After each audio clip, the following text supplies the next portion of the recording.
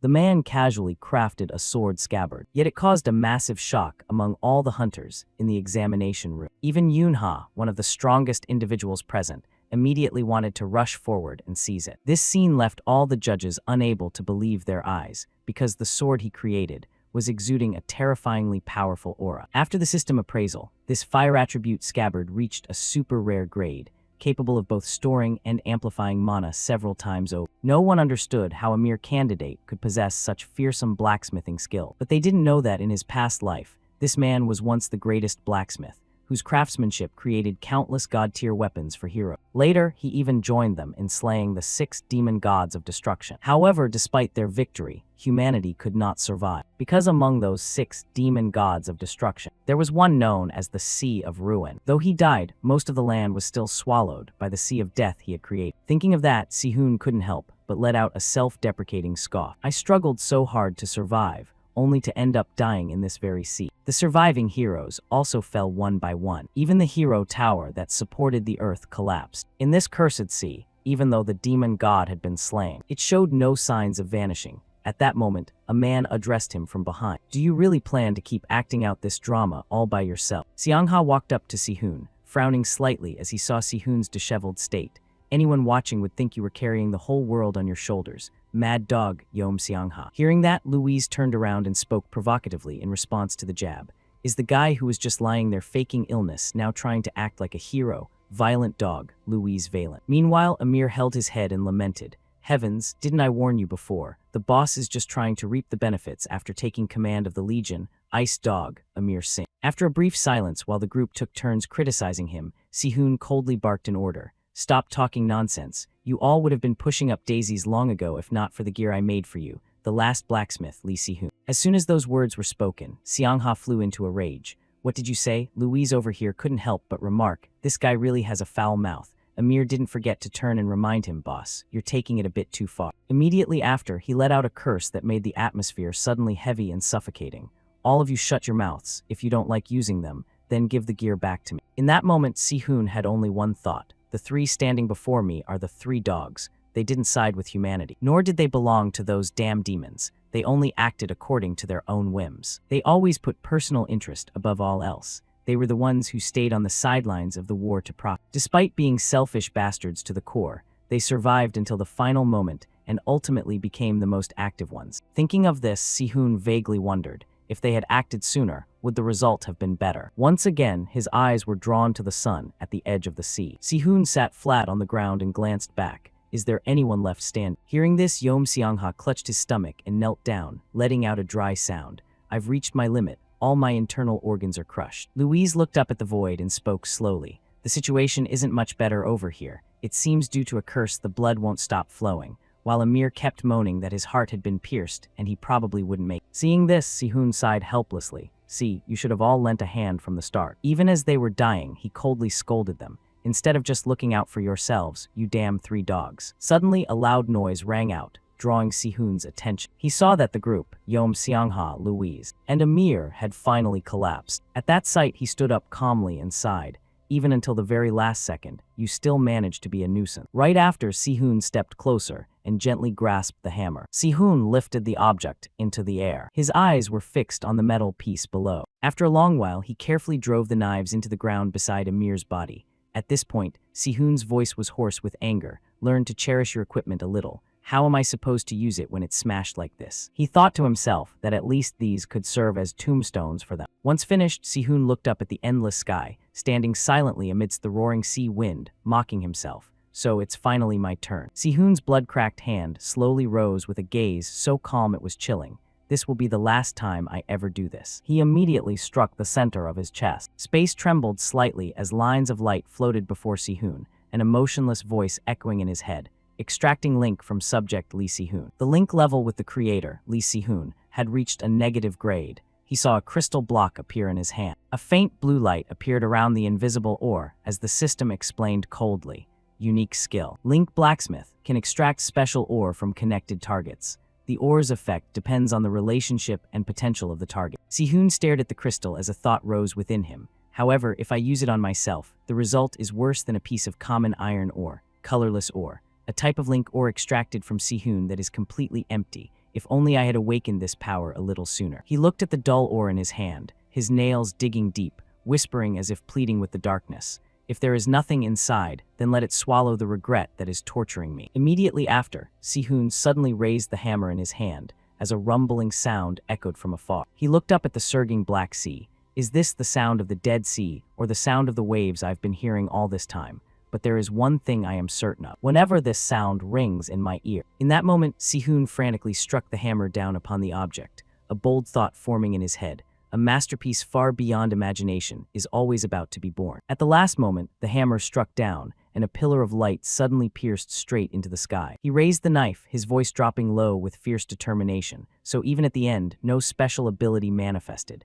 After saying this, Sihun couldn't help but mock himself. I actually expected something good to appear, even if it was a link stone from my own self. Looking at the colorless metal in his hand, he muttered to himself, "It is still boringly simple, so instead, I will end this life with my own two hands." At that very moment, Sihun's facial muscles suddenly stiffened, and his eyes bulged. Then he burst out laughing, a laughter that rang out distortedly amidst the Dead Sea, both manic and sorrowful. I really am a madman, to think the only thing I did until the very end was swing a forging hammer. In that moment, Sihun's mind sank into a sea of thoughts, and as he cast away the final sword, he realized a truth. Regarding the sound of the waves that had frequently appeared since he awakened his mana, all this time, he had wondered what that noise meant. It turned out to be the presence of the sea of destruction. His eyes closed, regret weighing on him like a boulder, his lips moving in remorse. If only I had understood it a little sooner, or if I had persuaded those 3 dogs earlier. Then Sihun denied it. No, if I had been willing to forge for others just a little bit sooner,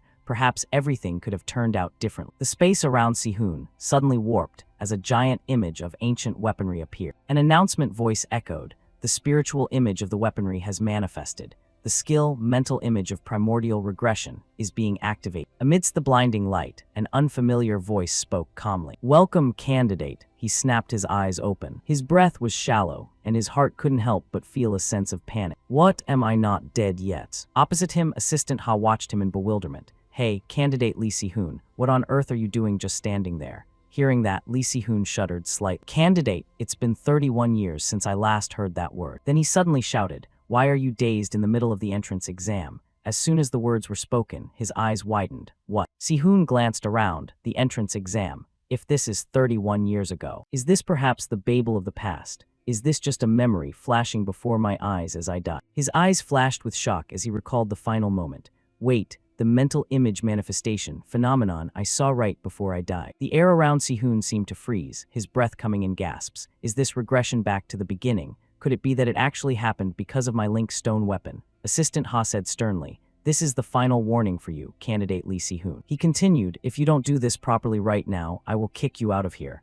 At that, he nodded instinctively. Yes. Si-hoon stared at the hammer below. Regression, so that's what it was. His hand clenched slightly in the air, as if grasping an invisible hammer handle. If I had recognized the gifted abilities sooner, and started swinging the forging hammer earlier, could I have changed the entire situation? Si-hoon immediately denied it frantically. No, that is not the most important thing. His breathing slowed, his heart rate stabilized, and his whole body felt as if it were being reborn. In that moment of awakening, he stared at his palm. There is only one thing that truly matters now, and I must achieve it, which is... Thinking of this, the corner of Si-hoon's mouth curled up. He stood tall in the middle of the room, his eyes burning like a forge fire that had just been relit. His voice was low but echoed in his mind. I must protect everything. The corner of Si-hoon's mouth curled up once more, his heart carrying the thought, in this life, I will conquer the Babel exam. He gently swung the hammer high, his eyes brightening with the train of thought. Meeting those 3 dogs was just the beginning. Then suddenly, a small flame flickered to life.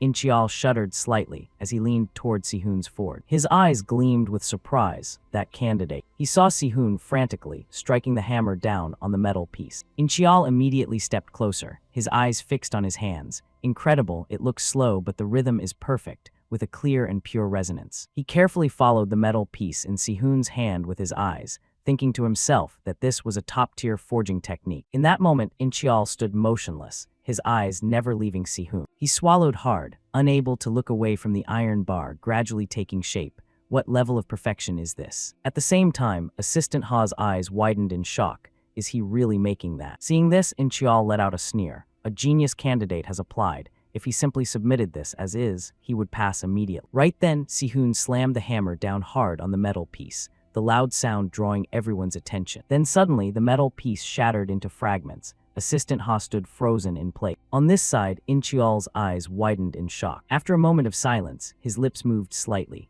Even though I still have a long way to go, showing off such trash like this. He stopped the hammer midair, his gaze turning cold, is something that I absolutely cannot accept as a blacksmith. Witnessing that, Assistant Ha screamed frantically, "Did you just destroy the weapon in front of the professor? Do you think blacksmithing is a joke?" Sihun called out calmly, "Judge." Before Inchial's bewildered eyes, he calmly made a request. "I want to redo the exam." The man screamed again, "Hey, you candidate." The professor suddenly cut him off. "Assistant Ha." Inchial folded his arms and gave a brief but decisive order. "Bring him the remaining materials." Assistant Ha couldn't help but be surprised, stammering, "What?" He raised an eyebrow, casting a sharp look at him. "He didn't actually violate any regulations, did he? Or do you want me to go get them myself?" Unable to argue. Assistant Ha quickly replied, "I'll bring the materials right away." Inchial stepped closer to the forge, looking straight into Sihun's eyes, his voice deep but heavy with pressure.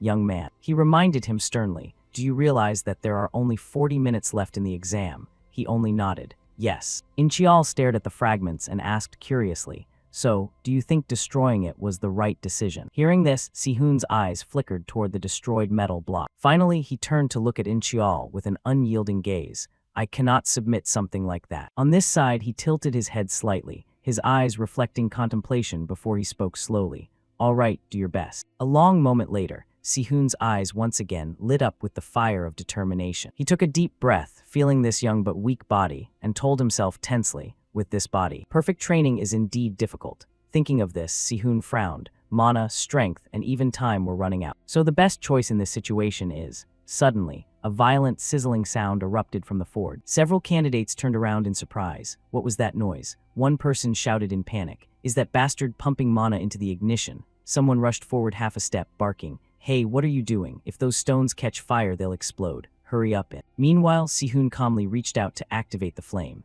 The entire room went silent, as a five-colored fire roared to life without exploding. Someone blurted out, "What? No way, this madman." At that very moment, an invisible surge of mana suddenly rushed straight into him. At the terrifying sight, several people panicked and shouted, "It's on fire. Bring a fire extinguisher, hurry." Assistant Ha's voice trembled as he pleaded, "Professor, please tell him to stop." Inchial just replied dismissively, "Let him do it. Not to mention the candidates, even you must not react like that." Speaking of which, he signaled seriously, "Observe the flow of the flame closely." He couldn't help but feel a bit bewildered, strained. Right before Sihun was the five-colored fire demon, a high-temperature flame amplified by the resonance of 5 types of ignition. He smirked, his eyes never leaving the flame. It required extremely precise mana control. But this was an excellent technique, one that could even be used with minimum mana. A candidate stammered in disbelief. "What? It didn't explode." The other spoke hesitantly. "Wait, could that be?" Another pointed at the iron bar in the forge, screaming in amazement. "The color of the iron bar has changed." Seeing the scene, Inchial quickly understood. So that's it. He resonated the ignition stones to intensify the firepower and transform the properties of the iron bar. He cast a concerned look toward Sihun. This will significantly shorten the time needed for forging. However, with only 30 minutes left, the time is still very tight. Thinking of this, Inchial affirmed to himself that his previous forging segment was also excellent, but if that was all there was, he wouldn't be able to finish in time. He saw sharp metal fragments fly into the air. Seeing that, he smirked, his eyes gleaming with a rare light. Immediately after, Sihun grasped the object with his bare hands. Then he slowly placed it inside the forge. Sihun let out several difficult breaths. A moment later, he once again struck the hammer down hard on the metal piece. Suddenly, Sihun's arm stopped in midair. Seeing this, he gritted his teeth as he felt his mana completely drained, his mouth muttering, "Damn it, I'm out of mana, and the protective layer is shattering. Curse this weak body. I need to start training the moment this exam ends."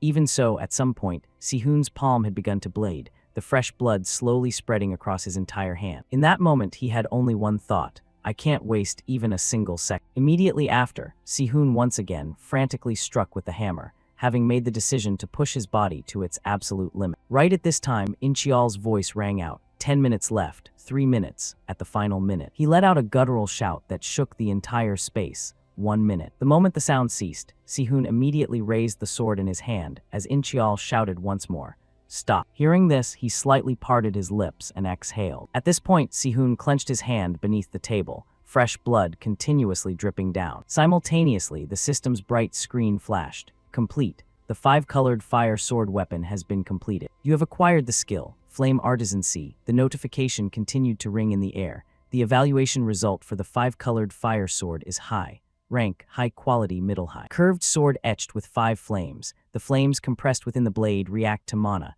creating vibrant colors. This item reveals the potential of the blacksmith who created it. The color and properties of the sword may change slightly depending on the nature of the mana infused into. Someone repeated in a trembling voice, the rank of the weapon is high. Sihun added, I hope you checked the detailed description in the information window. It was clear to everyone that this was a passing result. Assistant Ha burst out in excitement, his voice almost a scream amidst the breaking tension. You passed. Inchial immediately waved his hand for silence. Quiet down, brat. The assistant immediately lowered his voice. My apologies, sir. The scene shifted to a room. It was Professor Kim Inchial's office. Inside, he glanced back worriedly. Sihun sat straight before the desk and asked with an unwavering gaze, is this sword worthy of submission this time? Inchial fell silent for a moment, then replied, for the time being, yes. He exhaled, you still don't look very satisfied. Li Sihun, I'll be blunt with you. Inchial spoke in a deep, heavy voice, as if carrying the weight of the era. This place will not be able to meet your standards. He emphasized every single word. It would be better for you to withdraw your application. Inchial continued in a low tone. Babel's reputation may be overwhelming, but the metallurgy department has stopped producing any significant achievements. On this side, Sihun remained silent, his eyes narrowing as he looked at the professor.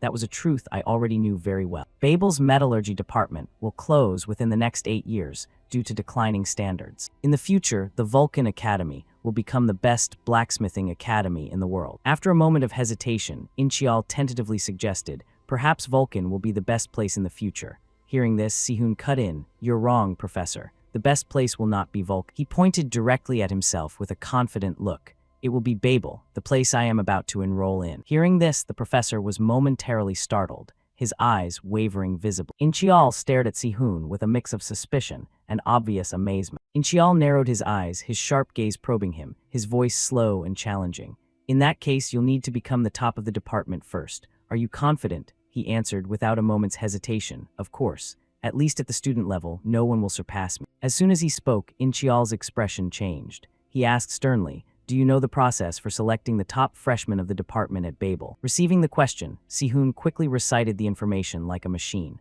They select a candidate through a supplementary exam between the top 2 students in the department, and from those candidates, the valedictorian is determined. That is what I know. Babel Academy broadly divides its students into 3 departments. The Combat Department, Akarqua. The Support Department, The Technology Department, Borsapa. Within each department, dozens of majors are intertwined like roots, and becoming the top of the department means you have received the highest evaluation among those countless majors and are recognized by all of Babel as a top-tier talent. Back to reality, Inchial clearly showed his tension. His arms were clenched tight enough to tremble. Inchial turned to look straight at Sihun, his voice dropping low with sincerity.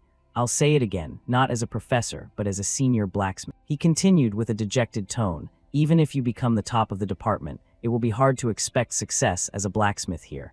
Go to Vulcan Academy. Inchial nodded slightly as if he had made the decision for him. That is the path meant for you. Sihun looked at the man before him with a rare sense of respect, thinking to himself that putting a junior's future above his own position. He truly is a decent person. After a moment of silence, he reaffirmed, as I said, the environment doesn't matter. His eyes brightened, his voice echoing with excitement.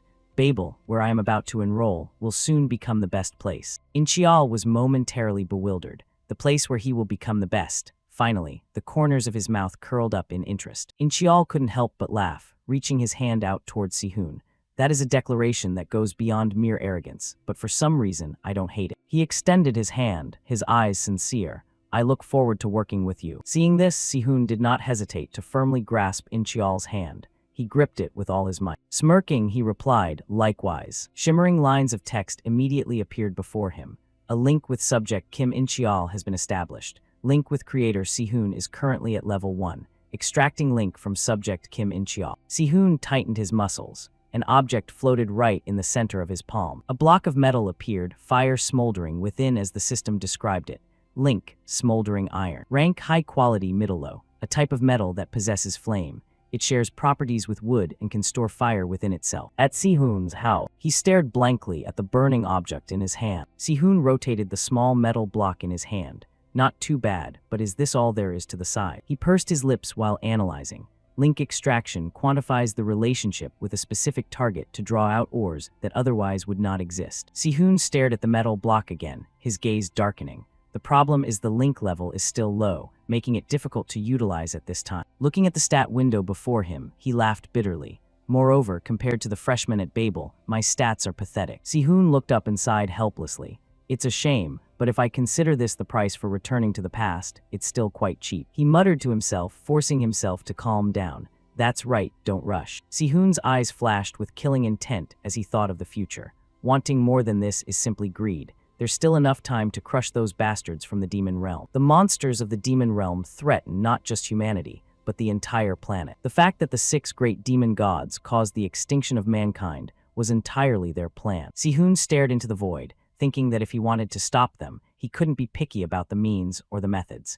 He couldn't afford to be unsettled by major future events, so he needed to acquire weapons or skills related to his memories first. He nodded slightly as if confirming it to himself. The first step of the plan, enrolling in Babel, had been settled. Next, just then, a flash of light drew Sihun's attention. His eyes opened wide in shock. This is... The system spoke solemnly. User Sihun's link level has reached level 1. Skill, link imprinting has been added. 1 week later, at Babel Academy, the academy appeared under the early morning sun. At the same time, in a corridor within the academy, Sihun exhaled irritably. Damn it, I'm lost again. Is this the right place? He looked around the wide corridor and stopped when he saw the familiar sign.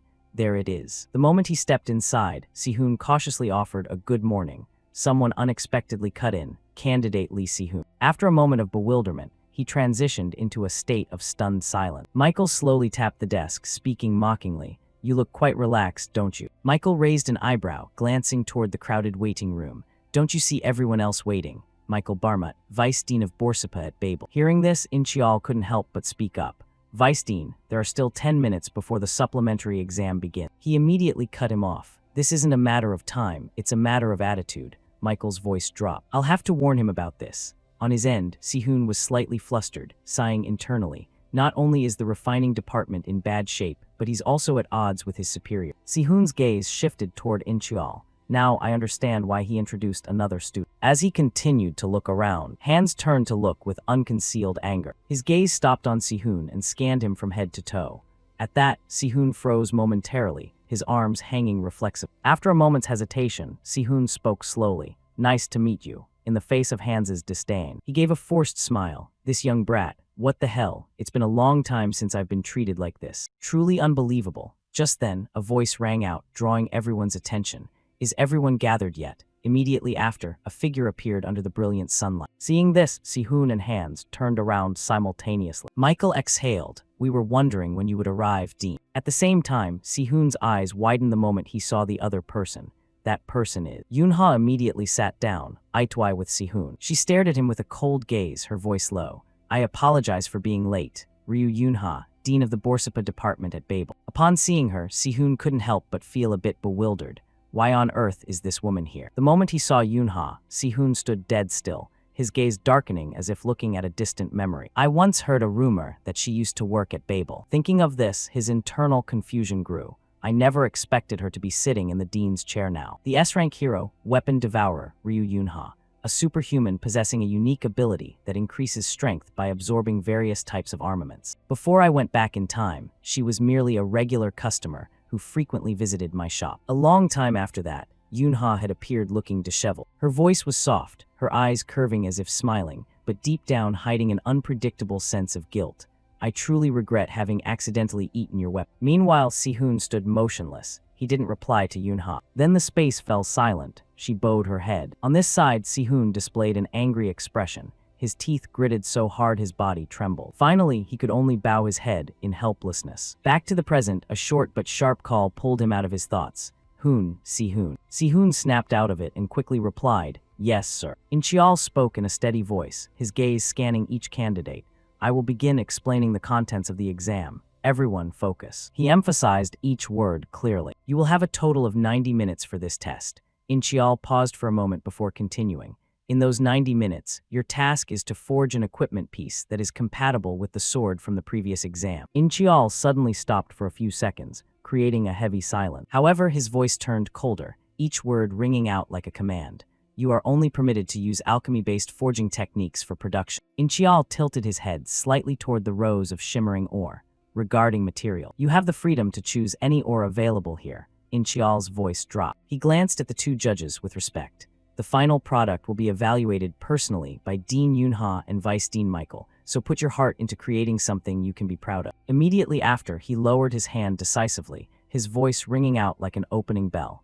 Begin. Standing before Sihoon and Han, Inchial shouted, "The exam has officially begun." A long moment later, Sihoon muttered under his breath, "Only allowed to use alchemy, huh?" Sihoon pursed his lips for a moment, his eyes fixed on the pile of materials.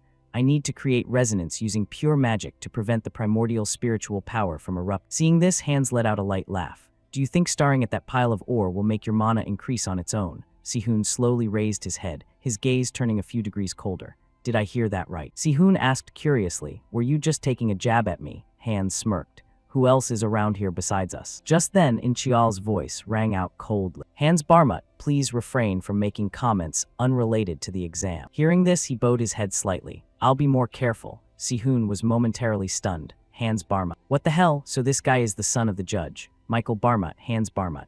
Thinking of this, Sihoon broke into a mischievous grin. No wonder they look so much alike. Sihoon turned to look at him with a hostile attitude. "The more I think about it, the more ridiculous this is." Seeing this, Hans thought to himself that the guy had probably figured it out. He smirked, "The fact that I am the noble son of the vice dean. He is just a commoner with a low background and the weakest amount of mana among the candidates. I, on the other hand, was born into the Barmut family, legendary for alchemy forging. I possess magical power that can rival a top sophomore." The outcome of this confrontation was already decided from the very beginning. On this side, Yunha watched every gesture of the two. She gave a faint, subtle smile. Lazurite and Hinam Jade, both are materials containing immense mana reserves. Furthermore, they are primordial ores carrying water system spiritual energy. Hearing this, Inchial continued in a low tone. "Water system mana is fundamentally incompatible with fire, making the forging process extremely difficult." Michael smirked. "That's old news. Modern alchemy techniques have advanced far beyond the past." In the face of his arrogant expression, Inchial cut in. "True, the alchemy method isn't bound by space or circumstance, but the production time varies depending on the practitioner and the type of ore. Thus, in today's conditions, only 30 minutes are needed." Meanwhile, Michael continued to give a sinister, spine-chilling smile. He lowered his voice. "Hans has the ability to synthesize any type of ore within just half an hour. A few days ago, Hans had rotated a crystal block using his spiritual energy." Inchial couldn't help but feel a sense of bewilderment. Was it really possible to complete a resonance synthesis in only 30 minutes? He suddenly felt a chill. What? If his skill level had truly reached the point of completing resonance synthesis in 30 minutes, then he had far surpassed the sophomore students, let alone the freshmen. Inchial's gaze swept over him as suspicion began to form. So that's it, compressing the time for magic stone forging, preparing an abundant supply of materials, and then imposing the alchemy forging method. They had intentionally chosen an exam topic that was absolutely advantageous for Hans, who was already excellent at alchemy forging. Inchial's gaze fixed on the man's face. Michael was as cunning as a poisonous snake. After a moment of silence, Sihoon exhaled softly. "This should be fine." Yunha looked toward him curiously, unable to hide her surprise. "That thing is." The group's eyes were fixed on him. Hydrate stone and crimson fire stone. Michael frowned slightly, clearly sensing the unstable fluctuations from those two mineral blocks. They were fire-type versions of lazurite and Hinam Jade, with sky-high mana concentration. He spoke coldly. No matter how talented he might be, his ego is certainly massive. On this side, Hans instinctively glanced towards Sihoon. He narrowed his eyes at Sihoon's pile of materials. Did he intentionally choose ores that contrast completely with my material? Thinking of this, Hans smiled faintly. "What a fool, with your meager mana. Don't even dream of controlling crimson fire stones." He gave a slight, satisfied smile. His gaze lowered. "It seems this will be even easier than I thought." Suddenly, Hans's expression shifted. Returning to Sihoon, the system announced, "Contract imprinting skill has been activated."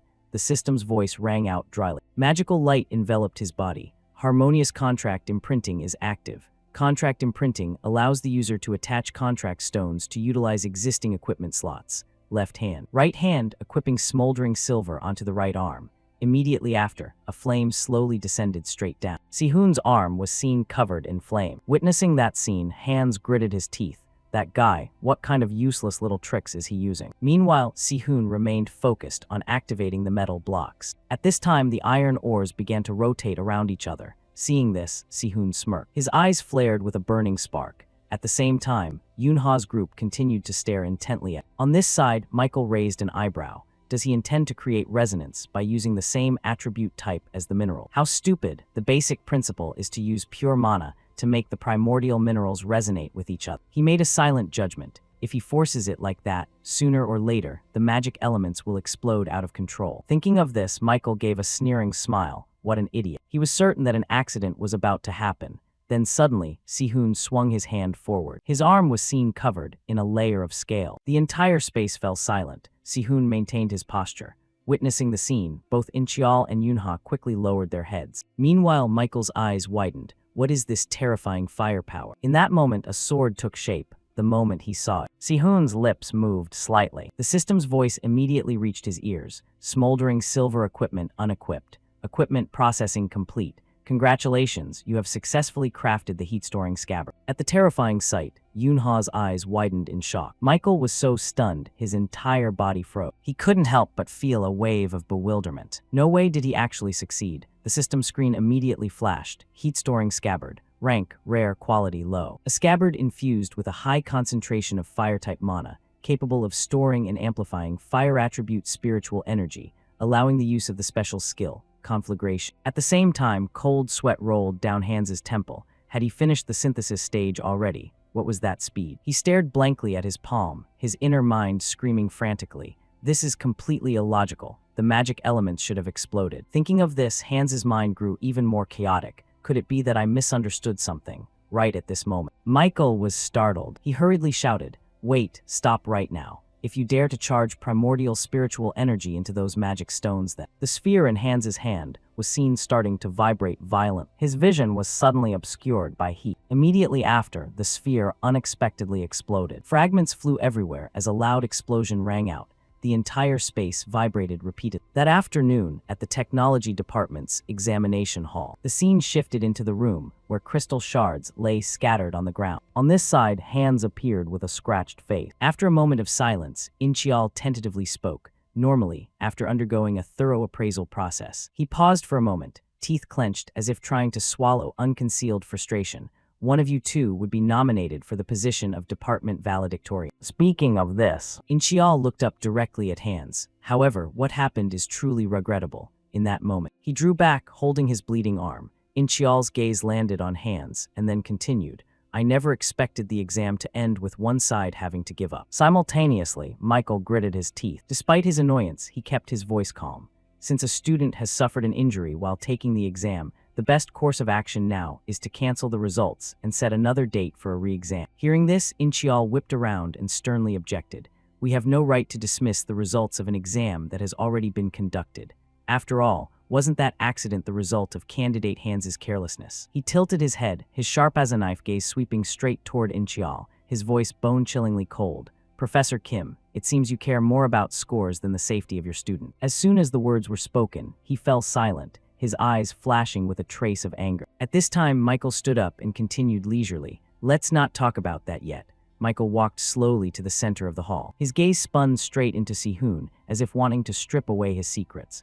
The fastest resonance speed ever recorded in academic circles is 5 minutes. However, he suddenly raised his voice to nearly a shout. A freshman who just stepped into the school can move mana and achieve instant resonance. Do you find this even slightly plausible? The original essence of the alchemy forging method is a technique created to craft weapons using only mana in situations where normal forging is impossible. Therefore, the core of alchemy forging is not the traditional forging style, aimed at subduing ore through the blacksmith's life force, but finding the origin of the mineral core and awakening the latent vitality within it.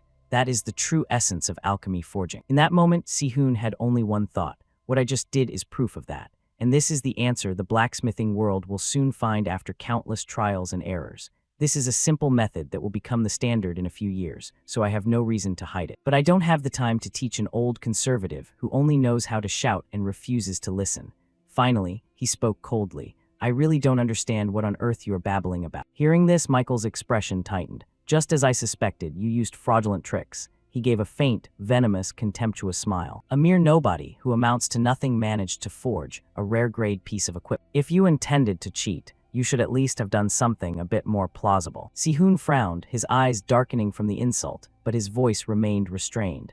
What are you talking about? Right at that moment, a voice cut through the tense dialogue. Exactly, this is truly illogical. Michael bowed very low, but the corner of his lip curled up calculatingly. I knew it. You would certainly understand this issue, Dean. Indeed, this is too ridiculous. We need to disqualify Lee Si-hoon for fraudulent behavior and organize a retest. While he spoke, she walked past him indifferently. Yoon-ha stopped before his sword. In-cheol stared blankly after her. Dean. Yoon-ha carefully grasped the sword. A whisper escaped her lips. Simply unbelievable. Saliva was seen dripping from Yoon-ha's mouth. Then she suddenly pointed toward Si-hoon. Student Lee Si-hoon. Yoon-ha unexpectedly made a request, her eyes shining like a child discovering a treasure. Can I try a bite? No, just one lick. Can I taste it just once? As soon as the words were spoken, Michael was almost dead in his tracks, his eyes showing bewilderment. Meanwhile, In-cheol stared blankly at just one lick. Suddenly, a growling sound rang out from Yoon-ha's stomach. Hearing it, the whole group almost froze. Late that afternoon, in the city center area. At this time, Si-hoon leisurely left the academy. He stood under the brilliant red sunset, a thought rising in his mind. As expected, the final fine-tuning stage was still quite immature. The level of completion hasn't reached the ultimate realm yet. Thinking of this, Si-hoon tried to reassure himself. Despite that, he smiled faintly, his hair swaying in the evening breeze, his face showing unconcealed satisfaction. Watching the sight of Vice Dean Barmut trembling with rage, that was quite interesting.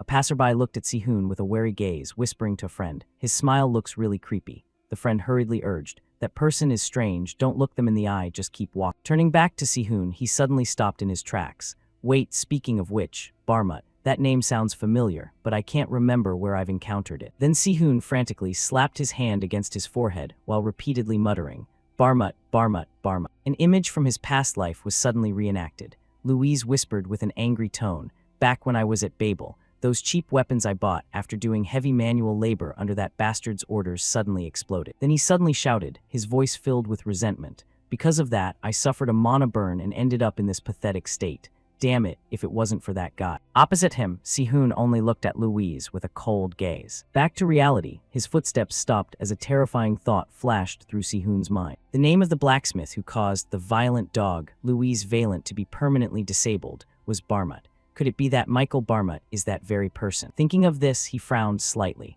My primary goal in this life is to quickly approach and win over the 3 dogs. But as for the violent dog, perhaps it's no longer necessary. Then Si-hoon smirked coldly, his gaze turning sinister. A thought occurred to him, because as long as I stop Michael Barmut from running wild, Louise will never go down the wrong path. In an instant, the scene shifted to the technology department's meeting room. Inside, a furious shout could be heard. "Do you intend to let student Si-hoon become our department valedictorian?" A representative spoke up, his voice slow but harboring doubt. Professors from other departments spoke up. "Are you serious about this decision, Dean?" The person next to him hesitated slightly. "Even if you have that intention, this is a bit too much." Yoon-ha slowly placed both hands on the table, her calm gaze scanning every face, her voice low but echoing.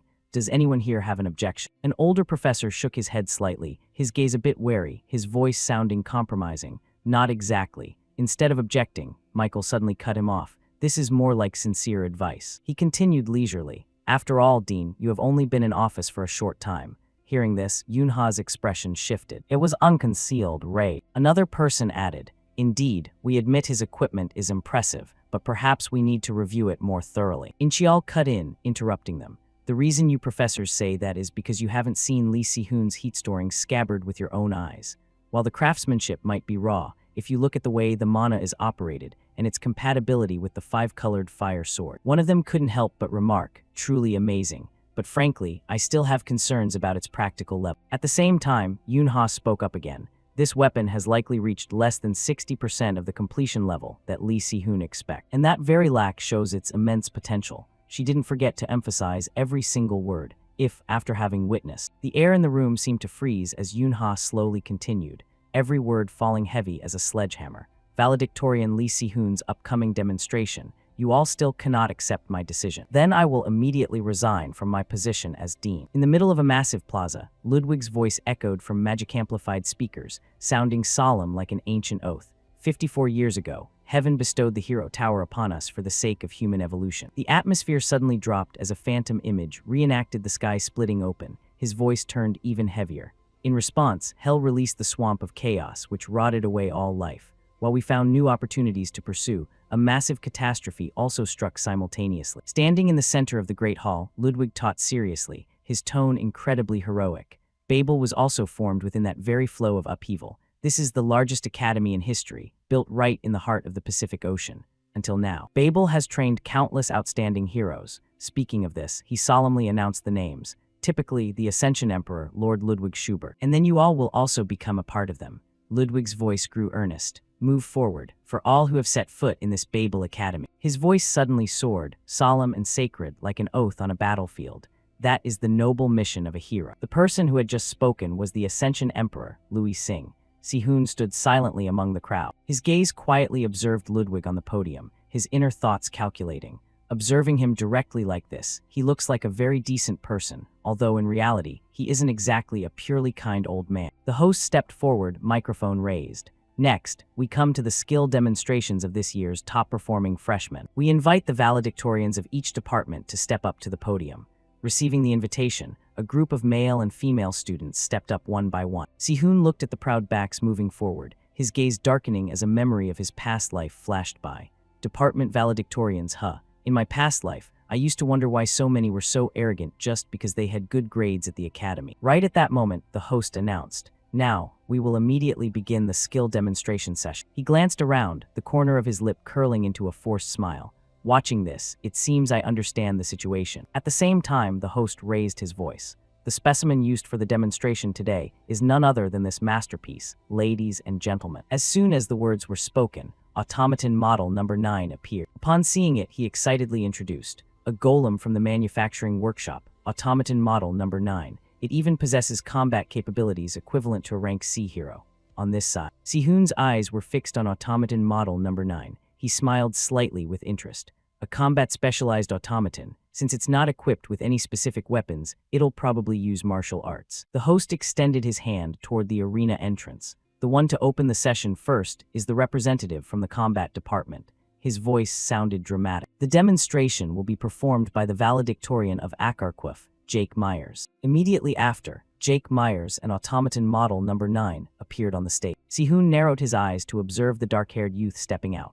"So it's Jake. I think he's the third son of the Myers family. Rumor has it he's an eccentric for pursuing martial arts despite being born into a family famous for swordsmanship. It seems those rumors are true." Right at that moment, the host shouted, "Then let's begin immediately." On the opposite side, the automaton's eyes began to glow. That was also the signal for him to start the match right now. As soon as the words were spoken, it pivoted its foot sharply on the floor. The automaton was seen lunging at Jake, as fast as a whirlwind. It immediately delivered a heavy blow. Jake instantly spun his body to dodge. Meanwhile, the automaton frantically swung its fists at. A moment later, Jake leaped down, his toes skidding across the floor. He looked up at it. "My turn to show off now." After speaking, Jake lunged straight at the automaton without hesitation. His fist could be seen clenching tight. He immediately delivered a direct punch to its body. At that sight, the students stood completely frozen. On this side, Jake continued to relentlessly attack the automaton. Si-hoon's eyes widened witnessing that terrifying explosive speed. "What is this? I clearly remember him passing away early in his mid-20s while at rank A." Thinking of this, he couldn't help but feel bewildered. With this level of skill, he should have been a once-in-a-decade genius at Babel. Si-hoon whispered to himself in doubt, "Why did he only reach rank A in my past life?" Back to Jake, he smirked coldly. "Is this all you've got?" At the final moment, he swung his hand to end the match with the automaton. Its head was seen flying into the air before crashing onto the ground. Jake pulled back his fist, standing tall amidst the settling dust. He exhaled softly. "It's been a long time since I've been able to move this freely." The host's voice trembled slightly. "Truly." Then he almost screamed with excitement. "What an eye-catching and wonderful performance. Candidate Jake has taken down an automaton with rank C hero strength in a single breath." The host turned toward Jake, unable to help but comment, "Truly, the caliber of the Akarquif department valedictorian is on another level." On this side, Si-hoon frowned slightly, thinking, he really created a massive explosion right from the start. The next person will surely face no small amount of pressure. The announcement rang out again, this time with a completely different tone, calm and solemn. Next in the program, we invite the valedictorian of the Support Department, student Inao Erica, to perform. He raised an eyebrow as the long, black-haired girl stepped out. So she's the valedictorian of Pressure. There's no need to worry about that at all. Erica, the eldest daughter of the Inao family, one of the 3 most legendary lineages in Japan. She wasn't an ultimate conqueror, but she built a reputation as an S-rank hero with mythic-grade weapons. However, she ended up corrupted into a demon and was eliminated by her own family members. At this moment, Si-hoon made a decision in his mind, since she'll rot into a demon in the future. Forming a connection won't bring me any benefit. Suddenly, Erica turned to look at him. At that, Si-hoon froze for a moment, his eyes staring blankly at him. He watched Erica's footsteps in a daze, his mind tangled.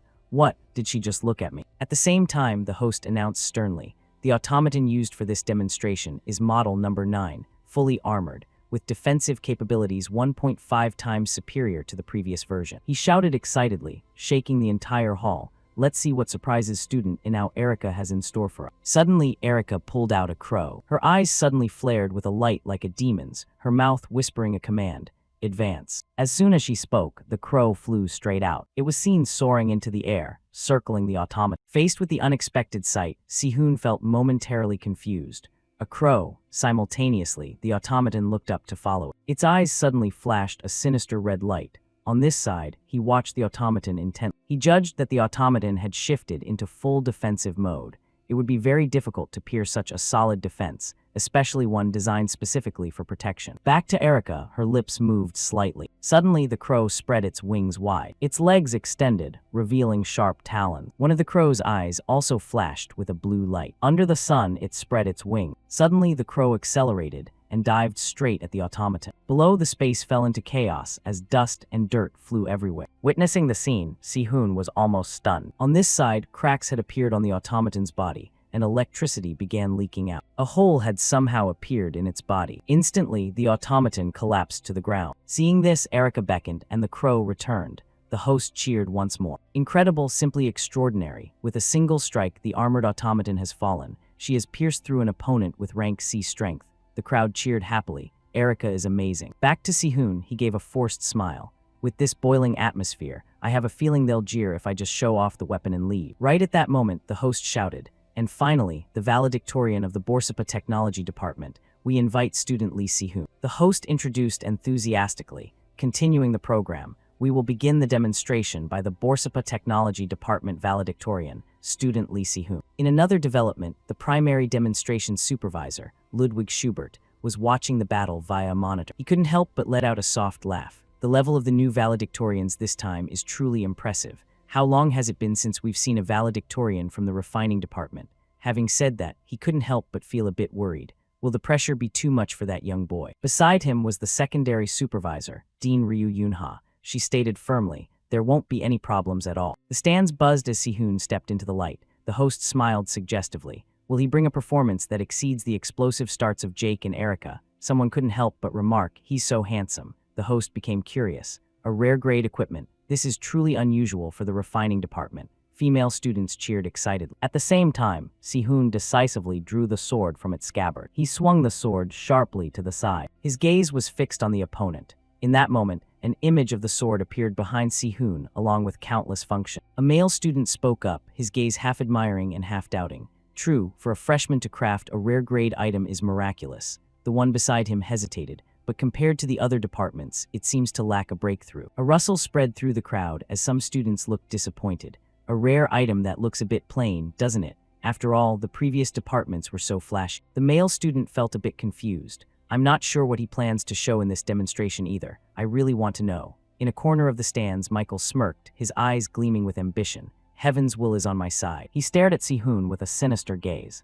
With this, the Borsapa Dean's chair will surely be mine. In contrast to Michael, Yunha's face was as calm as a waveless sea. Back on the podium, the host announced quickly, to serve this demonstration, model number 10, with strength equivalent to a rank D hero. Si-hoon suddenly interrupted. No. Si-hoon looked up, his eyes flashing like a blade being drawn. His words silenced the entire plaza. Please switch to model number 8, and please equip it with full armor. The host nearly dropped the list in his hand, his voice stammering in shock. What is he requesting? Model number 8 could sometimes withstand attacks from a rank B hero, yet he wanted it fully armored as well. He hesitated. The host continued tentatively. It's difficult to prepare such a request instantly. He thought to himself, are you trying to ruin this demonstration? Right at that moment, Inchial spoke up. I've already taken care of everything beforehand. A metallic entity suddenly appeared following his word. He looked toward the automaton. This automaton was now fully armored. Seeing this, the host was momentarily dazed. He already had it ready. He looked around worriedly, his voice hesitant. If you are that determined, then. Simultaneously, Sihun turned to look at Inchial. He remained silent, his expectant gaze directed at Sihun. From the honorary stand, the host shouted excitedly, then just let it all out. He gave a forced smile. Now I don't even know what will happen in this match. Immediately after, the host shouted begin,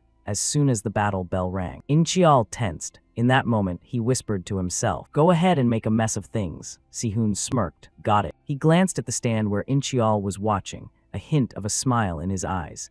I should probably meet his expectations a little. The sword in his hand was seen, emitting a fierce spiritual energy. Sihun leaned forward slightly, the energy swirling in a circle. Witnessing the scene, Jake cheered in excitement. This is insane. At the same time, Hans smirked disdainfully. Just flash with no substance. What can someone with such a mana deficit do? The fire energies within the 5-colored fire sword were inherently conflicting. This explosion could harm the user if not controlled with a massive amount of mana. However, by utilizing the heat-storing capability of the scabbard and the technique of channeling the fire within, Sihun whispered, charging complete. On the opposite side, the automaton activated its shield. Meanwhile, he swung the sword sharply, triggering the flame. The move immediately sent the stands into an uproar. A thought formed in Sihun's head. If I activate conflagration now, those tightly compressed fire spirits will. His gaze fixed on the automaton's protective screen. Sihun muttered in the decisive moment, explode all at once. In the stands, Michael's face turned pale as he realized something was wrong. The host's mouth hung open in shock. What is this madman trying to do? After a long moment, the thick dust gradually cleared. Sihun slowly pulled back the sword in his hand. He parted his lips and let out several rapid breaths. Having finished, Sihun directed his gaze along the gash on the field. Did I perhaps go a bit too far? Sensing the critical situation, the host acted urgently. Technical support team, report to the center hall immediately. He hurriedly declared, with that performance, the competition has concluded. A long while later, the sound of high heels echoed throughout the great hall. Inside, Sihun wore a flustered expression. Upon seeing him, Yunha bowed slightly. I'm very sorry for keeping you waiting after calling you here. I had to assist in cleaning up the debris at the arena. Sihun scratched his head bashfully. Please don't mind it. I'm the one who should apologize. I'm very sorry for causing that scene at the central hall. He suddenly lowered his voice. I should have controlled my power a bit better. She was momentarily dazed. What are you talking about, student Sihun? He asked back in confusion. Did you think I called you here to scold you? Yunha immediately denied it. Of course not. No, the real reason I invited you here is. Right then, her stomach growled again. The strange sound made Sihun freeze momentarily. She coughed lightly to hide her embarrassment. She finally made an offer. I'm willing to pay 10 times the market price. Yunha looked straight at him with a determined gaze. Would you be willing to hand over the 5-colored fire sword and the heat-storing scabbard to me? Hearing this, Sihun's eyes widened for a second. What? In that instant, the link with Yunha was established. Yunha suddenly leaned forward, speaking in a coaxing tone. That is truly a wonderful set of equipment. Suddenly, the system screen lit up before Sihun. A contract with subject Yunha has been established. Link level with creator Sihun is currently at level 1. His eyes widened, his pupils trembling in surprise. So fast. In my past life, I had to offer her weapons many times before this connection formed. Sihun replied tentatively, Thank you, Dean. He thought to himself, at any rate, this is a stroke of good luck. Magic characters appeared before his eyes, the system voice echoing steadily, extracting contract. The announcement voice became more solemn, as if declaring a rare treasure. Extracting contract from target Ryu Yunha. Contract gluttonous iron. Rank, high quality, exquisite. A type of iron that generates heat by consuming other metals. It will corrode any iron material it touches and absorb the core into itself. Absorbing iron to create ore blood. Sihun stared blankly at the object before him. So it's done. Right at that moment, Yunha leaned forward again. You're going to sell that item to me, right? He immediately shook his head. No, I'm not. At that, she raised an eyebrow. But you just said it was done. Suddenly, a voice came from outside. Dean, it's Kim In-cheol. He looked up, his voice clear and formal, as if delivering an urgent command. The academy principal has announced that the award ceremony will be conducted immediately. Incheol turned to Sihun. May I take student Sihun with me? She nodded slightly, her gaze as deep as a rippleless night lake. I understand. Sihun quickly turned to leave. He sneaked a look back. Then, I'll see you later. On this side, Yoonha's stomach continued to cry out for help. At the heart of Babel Academy, the glass bridge main building, Marduk Mansion. The scene shifts to the inside of the mansion, where Sihun is hurriedly following Incheol from behind. He whispers a reminder as he walks, his eyes more stern than usual. Make sure to mind your manners in front of the academy principal. Not only was he generous enough to overlook you wrecking the hall during the performance. Incheol pauses for half a beat before continuing, but he is also on a completely different level than the rest of us. He gives a faint smile, his eyes unusually calm. You don't need to worry so much, sir. Sihun quickly steps inside, and Singh looks directly at the young man before him. You must be student Lee Sihun. The exalted emperor, principal of Ludwig Academy. Before I went back in time, he was the hero who sacrificed himself in a solo battle against the heaven-destroying demon god. One of the 6 great demon gods. The image of his death suddenly resurfaces in his memory. A sense of admiration wells up inside him. He truly is a perfectionist. Ludwig speaks up. The weapons you demonstrated today were all very interesting. He suddenly sighs. I can't say there isn't some regret, but I have very high expectations for you. Hearing this, Sihun freezes in place. Regret smolders in his heart like embers in a forge. Despite being mentally prepared, he feels like throwing the 5-colored fire sword and the fire-storing scabbard back into the furnace right now. Just then, Ludwig makes an offer. Therefore, in recognition of your talent and effort,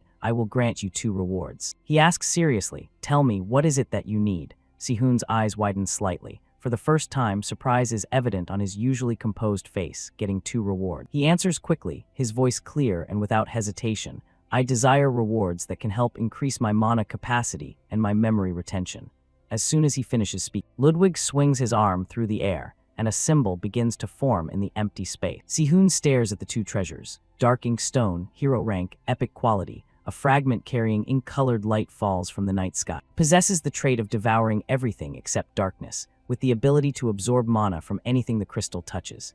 Dreamy ivory, hero rank. A tusk from a creature that feeds on dreams. It contains illusory mana capable of crossing the boundary between reality and visions, helping one connect to dreams by using that illusory mana source. He looks dazed. The dark ink stone is valuable enough, but the dreamy ivory is something far rarer and harder to find. Sihun smirks. They might be a bit hard to control right now, but he already has an idea of how to use them. He observes him for a long moment, his voice softer but still carrying weight. Are you satisfied with these? Sihun bows slightly in appreciation. They are truly wonderful, sir. Right after he leaves, a voice rings out. What are you planning? The magic mirror grows suspicious. Regarding the fact that only that boy received 2 rewards, this action isn't like your usual style at all. Ludwig replies dismissively, I gave them simply because that child has the ability to master them.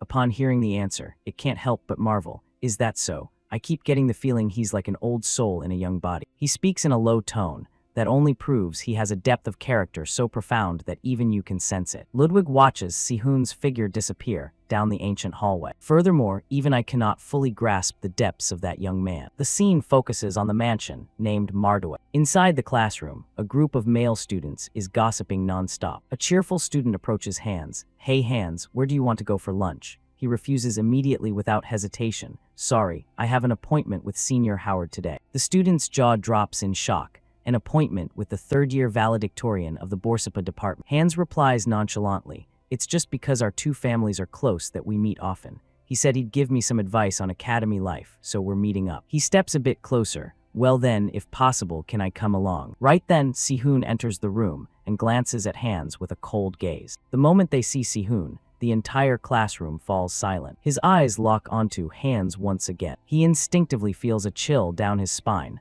What's up with that creepy look? Seeing this, Sihun smirks. It seems he started to realize his place. On the other side, Hans grinds his teeth as his pride is rubbed raw. Damn it, having to lose to a lowborn like that. The classroom door swings open forcefully, and Incheol walks in with a decisive stride, his stern eyes scanning the room. Everyone, settle into your seat. He looks around the class. All right, looks like everyone is here. Incheol faces the class and continues. Since this is the first lesson, we will start with self-introduction. He introduces seriously. This metal bar is a material called reflection alloy. It is dozens of times more sensitive to mana than ordinary ores. Therefore, if you channel mana into it like this. At this point, Inchial emphasizes every word. A weapon in your mind will easily take shape. At the same time, Sihun stares at him with respect.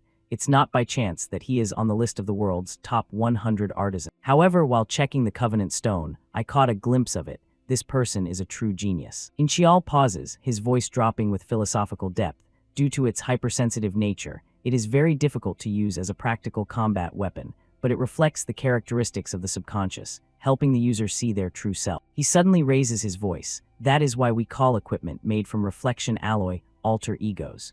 The self-introduction for the refining department will be replaced by the crafting of these alter egos. At the last minute, Inchial doesn't forget to remind them that the finished products will be displayed in the main building for a week, so they should do their best. The students reply in unison, "Yes, sir." Sihun's eyes rest on a student as he thinks to himself, this reflection alloy must be worth over 10 million won per piece. That's Babel's style. Even a greeting is extravagant. Meanwhile, Hans jumps in surprise as he grabs the sword. Seeing this, he sighs endlessly. God. Sihun turns away and sighs helplessly. There isn't a single person here who possesses the most important talent. Just then, Inchial speaks up. Finally, I invite Lee Sihun. He answers quickly, I'm here. Sihun thinks to himself, since I'm already the department valedictorian, there's no reason to hide my strength anymore. A bold thought suddenly occurs to him, if I'm going to do it. Sihun's pupils flash with the fire of ambition. Should I go big this time? Then suddenly, a large explosion erupts right inside the classroom. At the same time, a student speaks sarcastically. There's really a crowd gathered here. It must be because of Lee Sihun's star power. He continues in a mocking and annoyed tone. It's hilarious how they keep hyping him up like his level is different or whatever, when he's just a freshman. The person next to him agrees, exact. The student leans in closer and nods slightly. That's exactly what I was trying to say. The two look up at the object as Inchial's words echo. Although an unusual incident occurred during the crafting process, where it absorbed 19 nearby projection alloys. We have judged that this very thing demonstrates student Lee Sihun's natural talent. Therefore, we have decided to display it exactly as it is. A student chuckles dryly, his mocking voice rising above the whispering crowd. That was definitely just a fluke caused by some skill. The person next to him tilts their chin toward the work, eyes full of doubt and envy. Didn't this only happen because he used too many projection alloys at once? Another student chips in. It's been ages since we've seen a valedictorian from the refining department. They probably just want to market him as some true genius. Right then, Erica suddenly speaks up. I have a slightly different perspective. Jake suddenly approaches with a smirk. I agree with her. At this, Jake lowers his voice menacingly. It seems the amount of projection alloy currently, there is still not enough to showcase Lee Si-hoon's true potential. In another development, the head of a hammer is seen striking down hard. At this moment, Si-hoon's face is covered in a cold sweat. The man lowers his voice, his eyes flashing with unbelievable shock. Did you manage to time it back then? Up until now, there hasn't been a discrepancy as small as 0.01 seconds. Assistant Ha looks at him in a daze. What else can we possibly teach a child this outstanding? He chuckles softly. Fine, let's just skip his part. Then turns and gestures. Anyone want to see a demonstration? A while later, Assistant Ha announces, all right, class dismissed. Over here, Si-hoon's eyes are still fixed on the hammer. Then he stares at the metal scraps on the table. Without hesitation, Si-hoon raises the hammer high again. Assistant Ha suddenly speaks up. Are you planning to smash that? He stops immediately and bows politely to the teaching assistant. He walks over step by step and reminds him, we need to hand these items in after this week's smithing class, so don't break them. Si-hoon tilts his head slightly. Hand them in. Assistant Ha looks weary. Where do you think the students get their operating budget?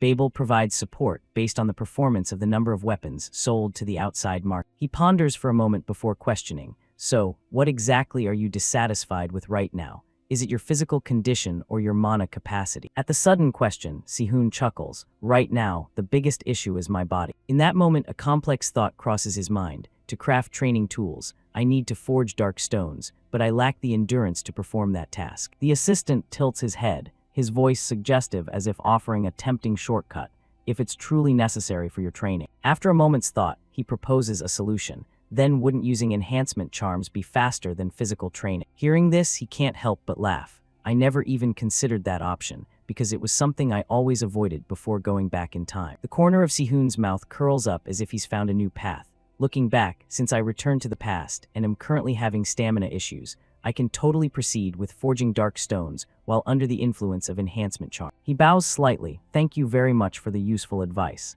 Assistant Ha shakes his head. It's no big deal. Then Si-hoon looks up. his eyes darting down to the sword in the man's hand while you're casting. He doesn't forget to remind him, you're using way more mana than necessary. Drop it to about 70% of your current level and focus your striking force on a single point instead. Before leaving, Si-hoon asserts confidently, doing that will yield better results for you right now. Hearing this, he forced a smile. A freshman just gave pointers to a teaching assistant. Then Assistant Ha turns to look at the hammer. At this moment, the sky is radiating more and more heat. Babel always encourages proactive self-study for each individual student. The system voice rings out. The doors are beginning to open as the instructor's voice continues to broadcast. You have the right to register for classes from other departments or even take dozens of subjects in a single semester. However, you must complete all your major subjects, and if you accumulate 3 failing grades, you will be immediately expelled. Everything is completely free, but you must take responsibility for your choices.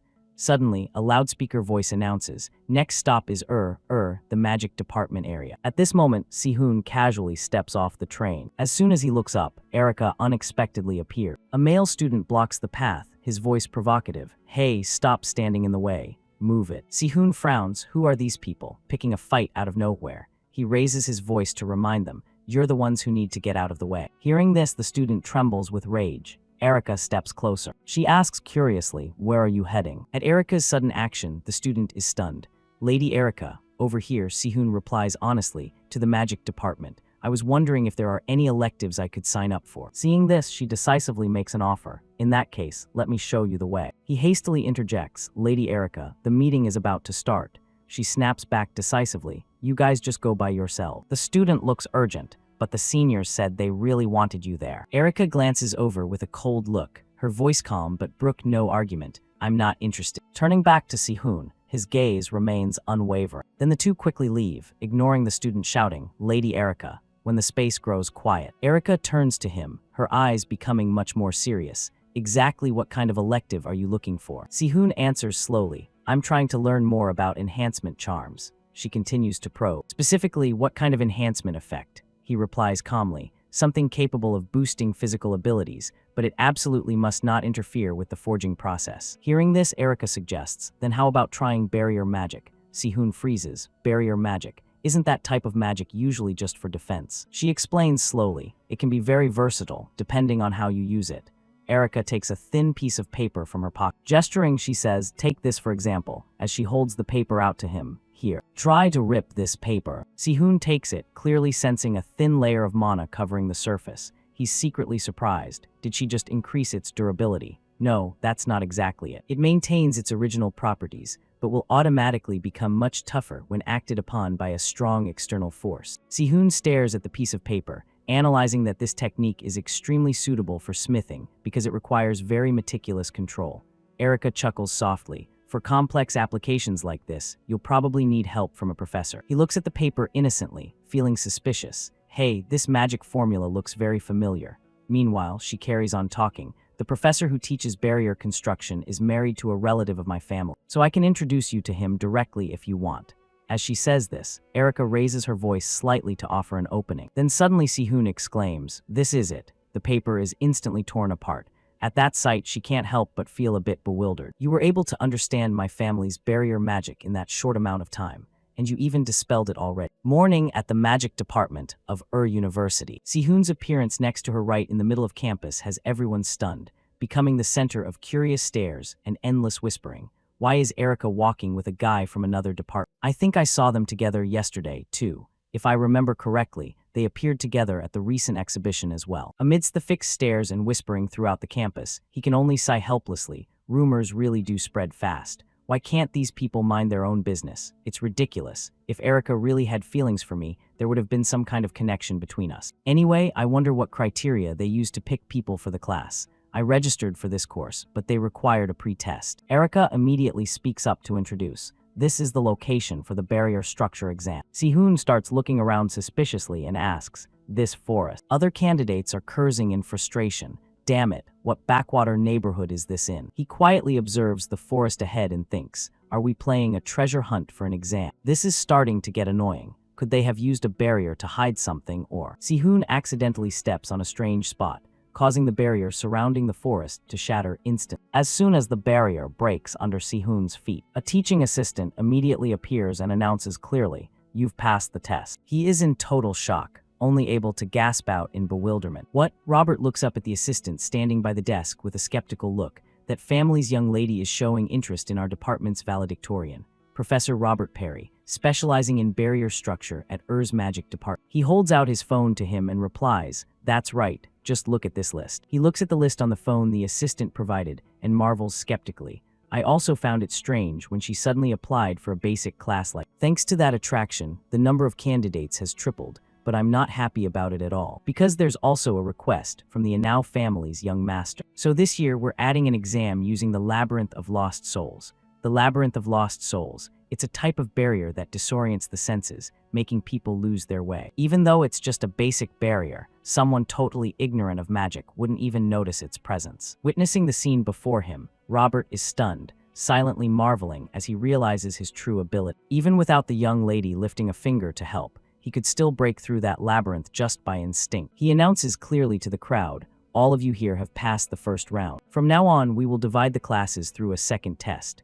A student raises their hand confidently. "I'd like to go first." That student is secretly calculating that this is a golden opportunity to impress Eric. Robert nods in approval. "All right, the content of the second test is also very simple. Use your mana to dismantle the active barrier in front of you. I will evaluate based on completion time, so be fast and accurate." The competition begins. A barrier using spider webs with a spider at the center acting as the core. This spider will continuously hide when it senses mana traveling along the threads, and as long as it exists, the web will regenerate forever. Seeing the barrier before him, the student who volunteered suddenly freezes, calculating tensely. To surround the entire magical structure the usual way, my mana isn't enough. In that case, I'll use speed to overwhelm it. He looks down at his watch and comments sternly, 2 minutes 23 seconds. You need to focus more on understanding the structure of the barrier. Still, this result isn't too bad. That student glances at the young lady hopping for encouragement, but Erica's face remains expressionless, as indifferent as a still lake, leaving the student to only bow his head in regret. "Thank you, Professor." Then Robert barks out an order. Next person, hurry up." After everyone has had a turn, he states helplessly, "All of you will start from the basic class." Next is Erica Inao's turn. "Please begin." Erica stepped forward with an unusually calm demeanor. She only gently placed a single finger on the barrier. The entire circular barrier suddenly flared with light, and then shattered into 100 fragments amidst a dead silent space. The faces of the surrounding students were dazed with shock. Immediately after, whispers began to rise like crashing waves. How could she be so incredibly fast? She had deconstructed the entire formula and caused the barrier to collapse completely. Truly, the caliber of a valedictorian is on another level. Amidst the continuous praise, Robert stepped forward slowly, his eyes fixed on the stopwatch as he spoke coldly. 22 seconds. "Well done, but if you had used the standard removal method, you likely would have been 2 seconds faster." Faced with Robert's strictness, Erica did not flinch. She only bowed slightly and replied calmly, "I will keep that in mind, sir." He said nothing more, his sharp eyes glancing toward the next candidate as a silent warning of his extremely high standards.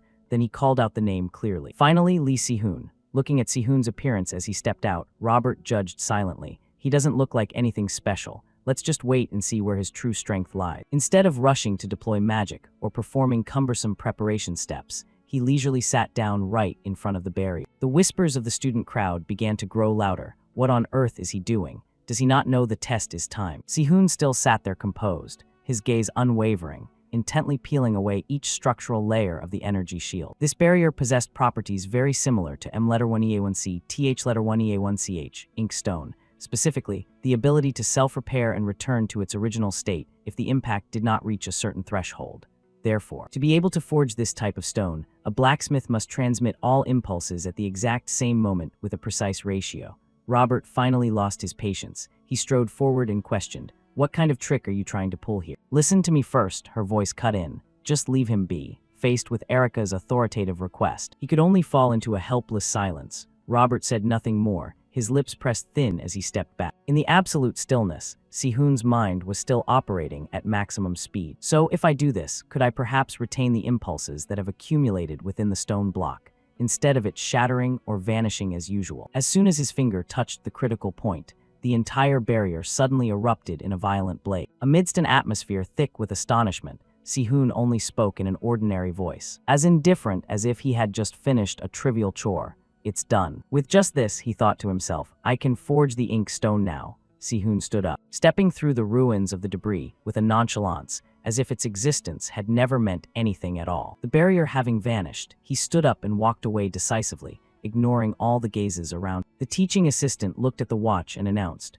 "The time is 7 minutes and 45 seconds. Robert watched Sihun's back as he quietly departed, thinking that how much time he took actually had no meaning. He might have taken 7 minutes this time, but surely the next time he encountered a similar barrier, he would destroy it in the blink of an eye. He hadn't simply broken the barrier. He had established a formula for himself to neutralize that spell. She looked after that solitary back, her eyes filled with anxiety. Erica thought, if his godlike forging skills were combined with magic, I truly fear what kind of terrifying artifact he might create. A letter was sent out announcing, "We have received an application for intermediate forging with hero rank materials or higher from freshman Lee Si-hoon. Pursuant to Article 8 of the Forge Safety Regulations, anyone wishing to supervise, please contact us." Currently, the lecturer was looking at the computer screen and thinking, I wonder how many people will seek this out this time. Suddenly, messages poured in one after another, surprising him greatly. Wow, everyone responded fast. However, absolutely no one from Vice Dean Michael's faction sent an application. Rumors say the atmosphere there is very tense because his son was pushed down to second place. It seems the rumors are true, the lecturer calculated. Then I should start choosing people. He was so shocked his eyes bulged. As he read the message statting, the dean announces that she will personally step out to supervise freshman Lee Si-hoon's intermediate forging session. Suddenly, Yuha appeared unexpectedly and spoke up. It's been a while, student Lee Si-hoon. He froze, his heart feeling a heavy shock. You are so busy, and yet you personally traveled all the way to this place. She replied nonchalantly as the dean, I came here to verify your ability with my own eyes. Si-hoon did not look directly at Yunha, but only replied softly, if things have turned out this way, I have no choice but to put all my heart and soul into the crafting. Having spoken, he immediately set to forging right on the spot. The first step in forging the ink stone, actually, there are many methods to process this stone, but the most difficult technique among them is the nightfall process. The stone block must be placed in a pitch-black space with absolutely no light. Then mana must be used to separate the impurities from the ink block, which is spreading like water. In this stage, even a tiny error in mana coordination will cause the stone to instantly solidify and become useless. It sounds easy when said, but in reality, it is no different than restructuring matter. She maintained absolute silence to observe every movement of Si-hoon. While his hands still moved rhythmically, Si-hoon's mind began to calculate coldly. Is 1/4 the best limit I can achieve? If I continue to reduce it further, its performance will no longer be enough. For the second step, he began to manifest a brilliant red fire directly from the palm of his hand. That terrifying heat enveloped the metal block, causing the surrounding space to warp with each of Si-hoon's breaths. He guided the mana through the deep red flame to filter out the specific thermal power required. This stabilized flame is called circulating wildfire, and it possesses the property of maintaining the exact temperature it had the moment it was formed. For the third step, he used a hammer enveloped by the circulating wildfire to strike hard against the heavy ink stone. The key point is not to rest until the deformation is reduced thanks to the properties of that fire stream. Observing that brilliant red fire, Yunha thought pensively, even if he is immune to fire, it doesn't mean he doesn't feel pain. How much has he ground himself down? He swung the hammer, pounding continuously with a strange fervor. While the sound of the hammer echoed throughout the forge, in a corner of the campus, Erica still stood silently waiting for Si-hoon. Ignoring Si-hoon's self-forgetting fervor, she stood nearby looking as if she wasn't very interested. Yunha just kept yawning repeatedly, looking very sleepy. She stood there with a very tired and gloomy expression.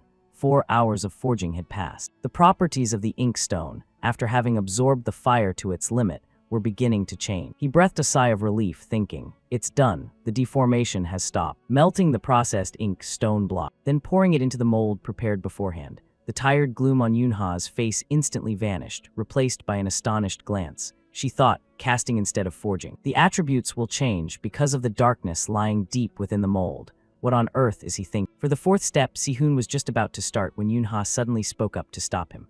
Wait, ignoring her stern warning, he did not stop at all.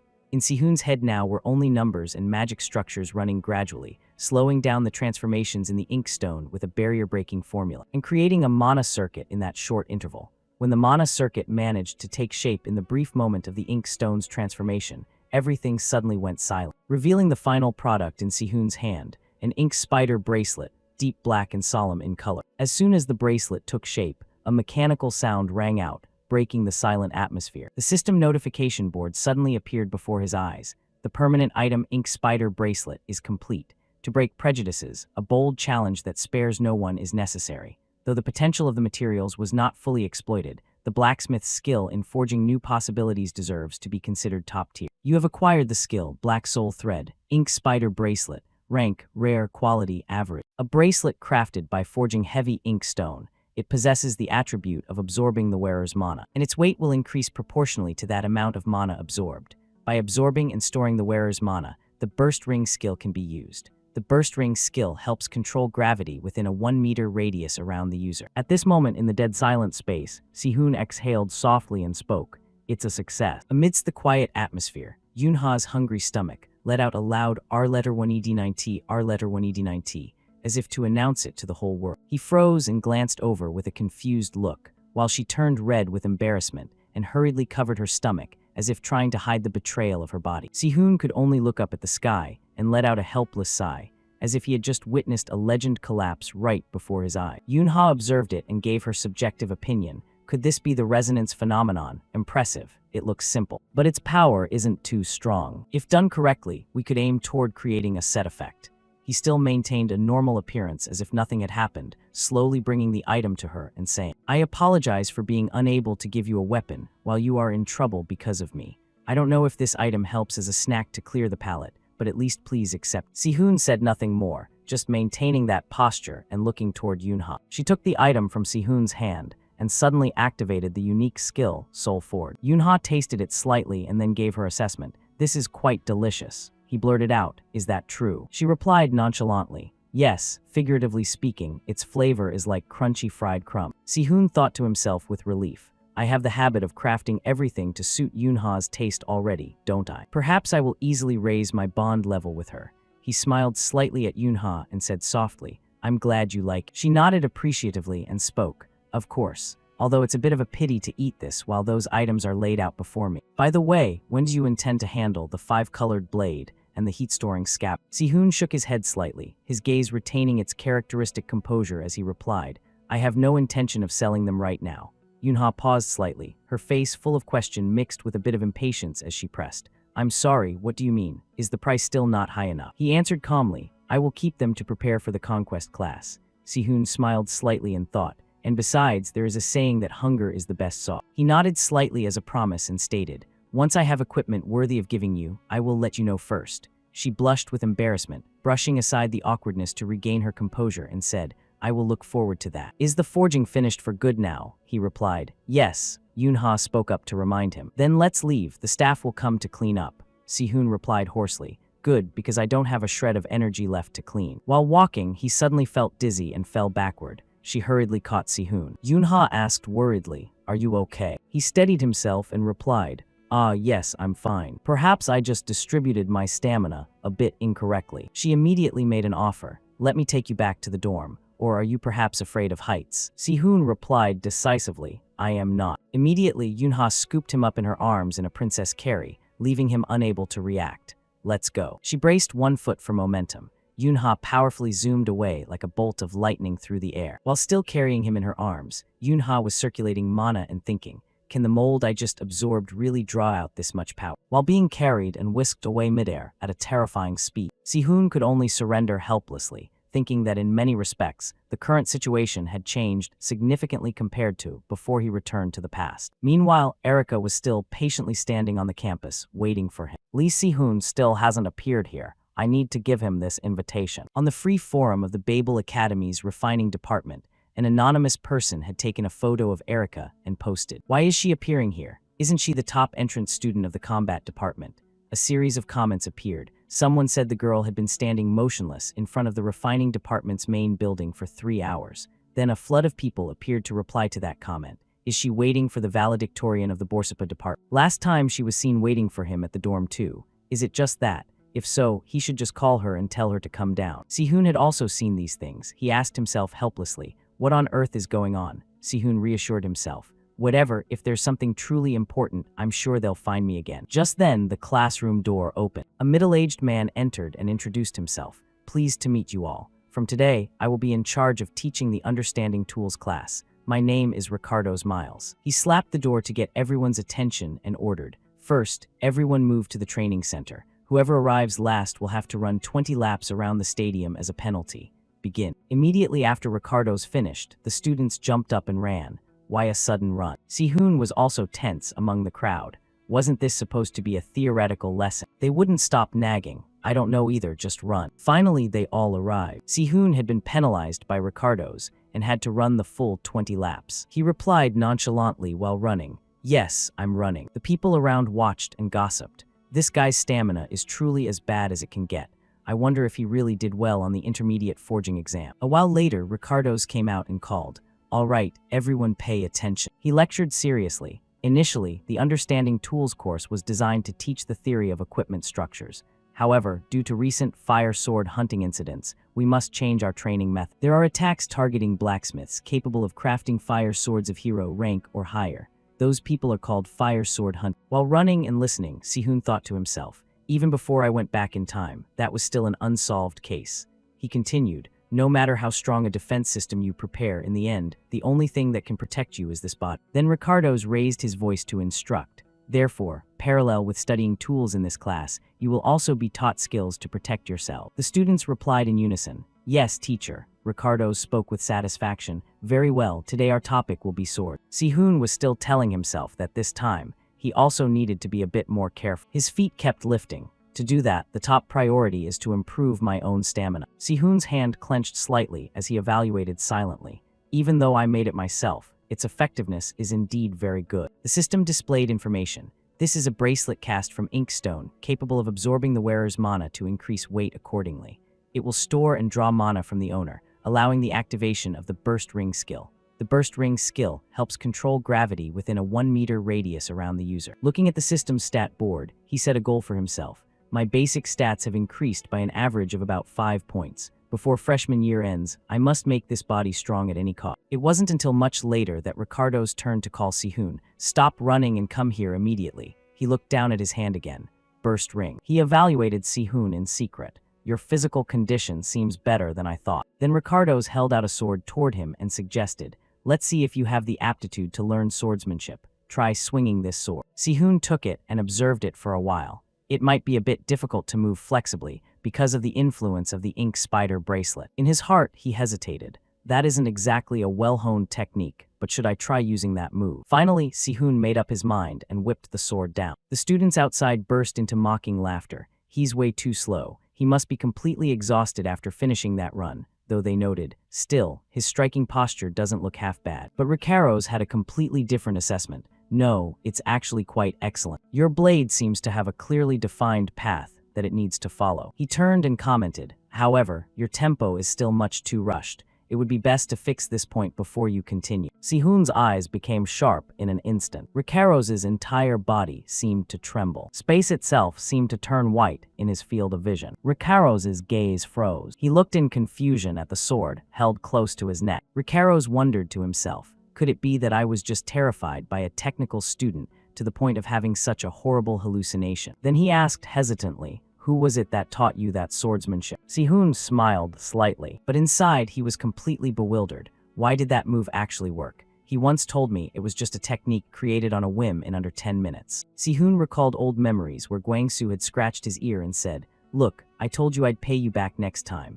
Everyone has times when they're short on cash, so why do you have to be in such a rush?" He kept begging, "Can I use a technique instead of money? I'll teach you one, so please just stop what you're doing." Returning to reality, Sihoon scratched his head in confusion and lied, "I just often watch videos of other heroes battle." Ricardo's didn't believe him but still smiled and asked about his swordsmanship. "Do you really want to be trained properly?" He offered, "I will prepare a letter of recommendation for you to join the body control class at Akarquif." That afternoon at the Akarquif Center, Sihoon stood dazed in the middle of the crowd. Ma Guangsu was stomping his feet in a rage. "How many times do I have to say I have nothing left to teach you?" But Jake still wouldn't listen. "Please don't treat me like this, sir." He was a retired S-rank hero and a regular customer, Ma Guangsu, the man known as the Sword Breaker. Sihoon found it a bit hard to believe. Is this guy who is always drunk and immersed in gambling really a professor? Seeing him appear, Guangsu asked, "And who are you?" Sihoon held out the letter and introduced himself. "I am Lee Sihoon, a first-year student in the metallurgy department. I'm here because of a recommendation from Professor Ricardo." He was a bit surprised and asked, "Ricardo's was the one who recommended you?" Jake also scrambled up to explain, That kid is this year's valedictorian for the Borsapa department. He gave a blunt assessment. No matter how you look at him, he seems completely ordinary. Then Guangsu questioned, "Hey kid, do you really desire to learn from me that much?" He affirmed excitedly, "Yes, that's right." Hearing that, he pointed at Si-hoon and proposed, "In that case, if you can defeat that kid, I'll agree to take you on." He arranged a match for the two of them, just a single round, where whoever landed a valid hit on the opponent first would be the winner. Guangsu waved his hand to signal, then let the match begin. As soon as his voice trailed off, Jake quickly charged forward. Si-hoon remained standing still, gripping his sword tightly. Guangsu felt a bit suspicious. Is relaxing a way to optimize flexibility by eliminating all muscle tension? If that's the case, the most basic counter should be grappling instead of a direct strike.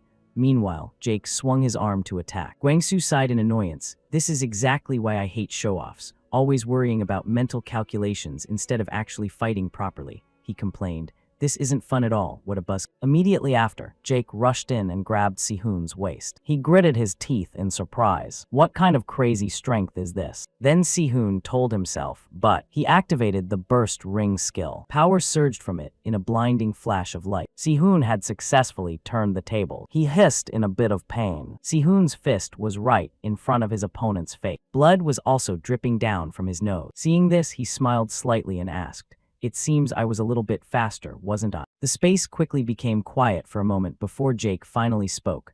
That attack just now was truly. Before he could finish, Guangsu ordered, "Everyone, disperse. I remember promising to teach you if you won." Hearing this, Si-hoon sat up and proposed, "Since he lost to me, shouldn't you be teaching me instead, Professor?" He used a bit of provocation. "I never expected the valedictorian of Akarquif to lose to a Borsapa student. Just hearing about it sounds pathetic." Jake stood there stunned, pathetic. Seeing this, Guangsu also spoke up. "That's true. Maybe I should straighten this idiot out a bit so he's strong enough to look after himself." He turned excitedly and exclaimed, "In that case," he reminded, "I'll arrange a time and send it to you. Remember to be there on time." This made Jake extremely happy. He bowed deeply and expressed, "I sincerely thank you, Professor." Guangsu sighed in annoyance and waved him off. "If you're done, you can leave now." Then he turned to Si-hoon and said, "I still have private matters to discuss with this kid." Once they were the only two left in the room, Guangsu proposed, "Show me that sword technique you used against Ricaros again." He responded quickly, "I understand." Si-hoon looked at him tensely. Then he lunged forward with the sharp blade in his hand. However, in a split second, Si-hoon's sword was knocked away by Guangsu. He stood there dazed as he heard the assessment. This is a move intended to take down an opponent at first sight. Guangsu stated coldly, "The idea is good, but the execution is still very crude. Do you think it's normal for a sword technique to reveal its weakness on only the second use?" He scolded angrily. "If anyone dared to teach this to others and call it good, I would definitely break his limbs." But Guangsu didn't know that he was the one who had taught it. Guangsu sighed and proposed, "Just you wait and see. I will build a complete body on top of this flimsy technical skeleton of yours." Si-hoon asked nonchalantly, "So that means I'm officially enrolled in the class, right?"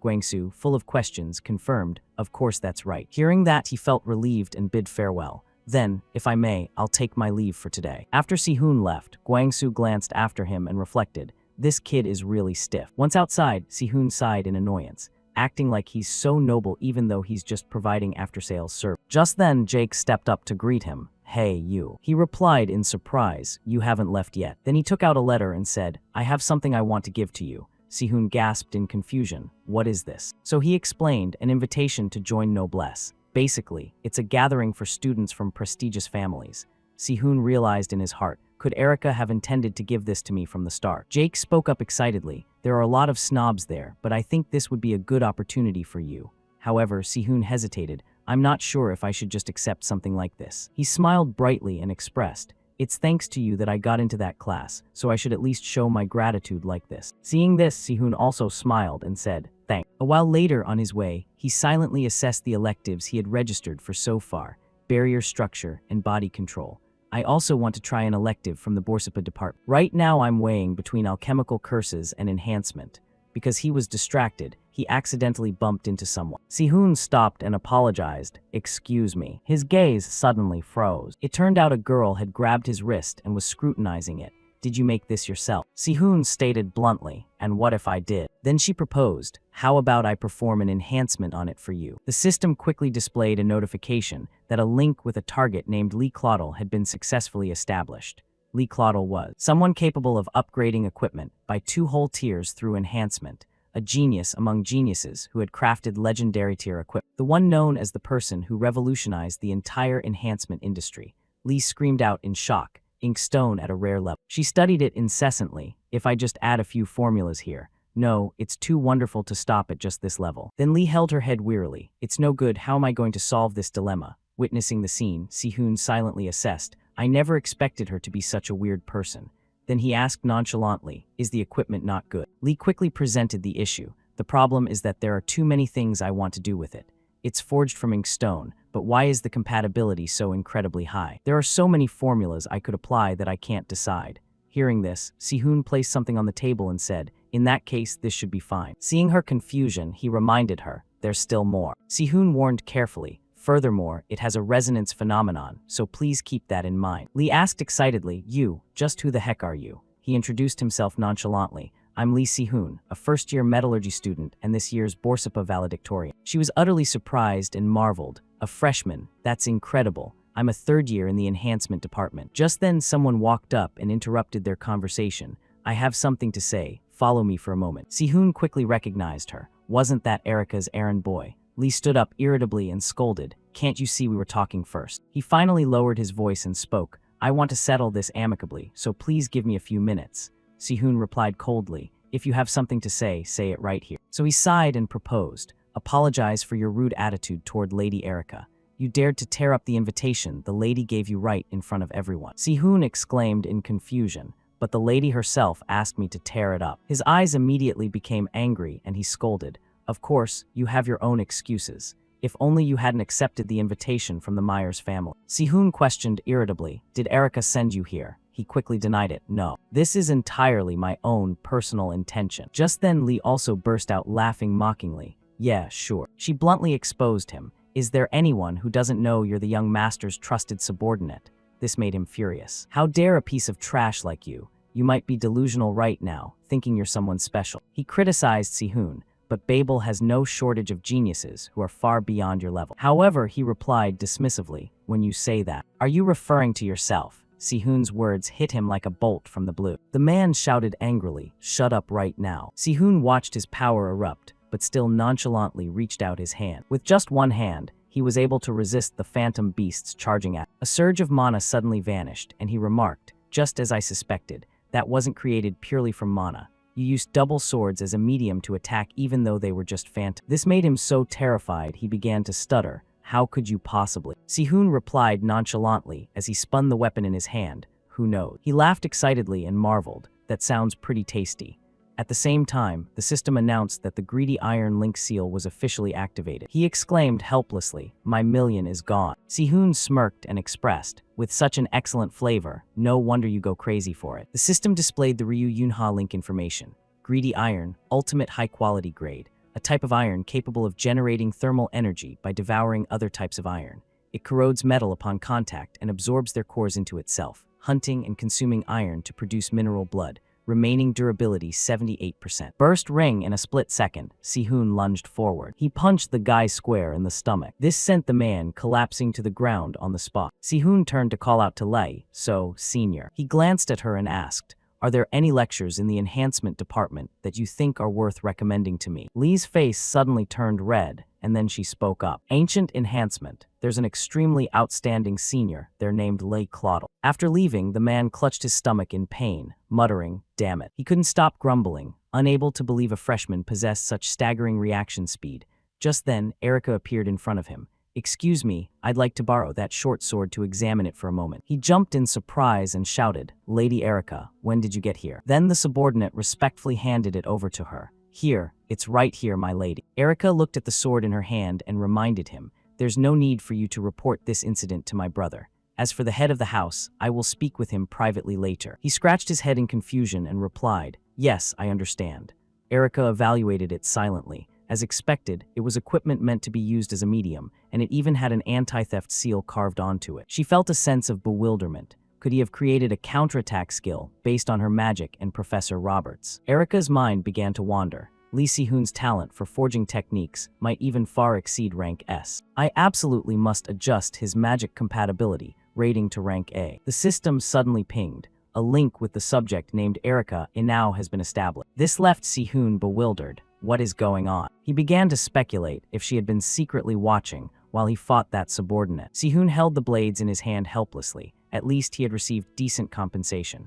I'm still missing 10 blades, huh?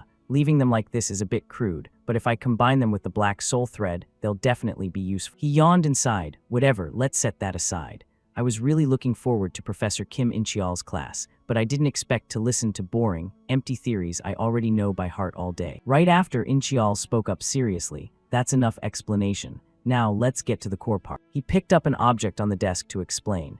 Even if you use the exact same type of metal, its shape will completely transform depending on how you adjust the arrangement of mana. A stone suddenly appeared along with In-cheol's work. The ability to apply this metal transformation technique is the deciding factor for the versatility of a weapon. He placed different stones on the desk. In-cheol transformed it back into the original iron piece and asserted, therefore, if you have chosen the path of a blacksmith, you must perfectly grasp the inherent potential of the metal you are handling. In-cheol presented the challenge. In today's practical session, we will perform transformation techniques on these iron bars. He had someone distribute the stones and gave the requirements. First, use the flow of mana to create a scratch approximately 3 cm deep exactly at the center of the iron bar.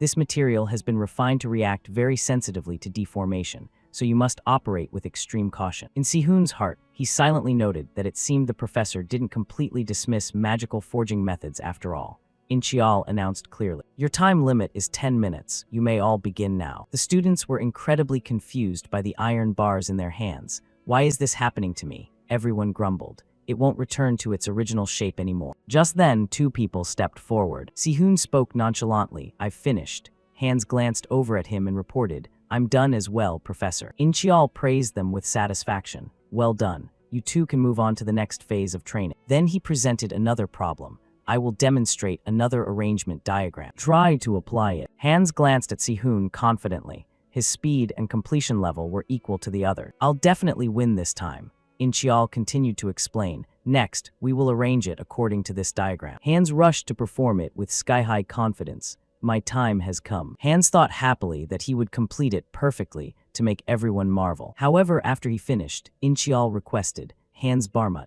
try to return that iron bar to its original state." Hands was instantly dazed and asked back, "Excuse me, Professor, what did you say?" When he tried to do it, he became flustered. Why did it turn out like this? Hands realized helplessly that the arrangement of the mana flows had been completely destroyed. Seeing this, In-cheol spoke up. "That iron bar couldn't withstand the deformation you just performed. In other words, it proves your processing method was flawed from the very first step." He asked in confusion, "But I did it exactly as you instructed, Professor." He bowed his head slightly and explained, "What I emphasized earlier was that you must fully understand the inherent potential of the metal." In-cheol continued to criticize, "If you cannot restore the affected mana structure, it's no longer deformation. It's a severe degradation of the equipment. It will become a major variable affecting quality and performance, so you must research this part carefully later." After hearing this, Hands bowed his head and replied, "I will remember your words well, Professor." Then he glanced at Sihun, wondering if that guy actually realized the key point. Finally, he judged, no, he probably just got lucky while being absent-minded. However, immediately after, Sihun succeeded. It actually worked. He returned the iron bar to its original state. This left the other students bewildered. Didn't the teacher just say that method wasn't feasible? There's no way, even. In-cheol was flustered. "Student Lee Sihun, could you please perform that deformation technique for me one more time?" Sihun thought helplessly that he had accidentally caused the professor to misunderstand. He explained awkwardly, "This was only possible because this is iron specially adjusted for students. If it were a standard iron bar, it definitely wouldn't have worked." Watching everything unfold, In-cheol realized something new. So that was it. It succeeded due to the sensitive properties of this refined iron bar. He pondered. He hadn't expected even himself to miss that important detail. A peak conqueror and the greatest blacksmith, Saint Fire Lee Kent's. He had created it during his years as an S-rank hero, and for the decades since. No one had been able to refute it. The transformation formula was considered the core of every blacksmith in the world, the truth of iron. Thinking of this, In-cheol hesitated. Surely he couldn't have found another way, right? Should I believe that it's possible for this boy? Sihun turned away, thinking that if the professor realized it again, it would be the second time in a row. It was getting dark outside. In-cheol said, "Class ends here. You are dismissed." "Student Lee Sihun, could you stay for a moment? I'd like to see you." He stopped and asked, "Is something wrong, Professor?" In-cheol took out an object and said, This is a gift for your enrollment, since you helped me a lot with the move to Babel. The system displayed the information: blood flame gem, rare grade, high quality, an ore containing the essence of deep red flames. It possesses a special ability to melt mixed ores into liquid form. Sihun hesitated. This is, he explained, if you can absorb the essence from this fire jade, you will permanently enhance your deep red flames. I prepared this because I heard you have the ability to control blood fire. Hearing this, Sihun nodded happily. Thank you, Professor. This gift will definitely be a huge help to me. Inchial suddenly asked, one more thing. I want to know if you intend to register for the subsidiary course that I teach. He replied calmly, are you referring to the Basic Equipment Research course, Professor? This surprised Inchial. You know about that course. Sihun affirmed, yes, I do. He privately noted that it was one of the classes Babel invested in with the largest budget. Sihun felt a bit uneasy. What should I do? Before I went back in time, I never heard the name Kim Inchial, so it's very likely things didn't end well for this professor. However, currently, he was a professor receiving a lot of attention. Then Sihun spoke up happily. I've decided to take that course, Professor.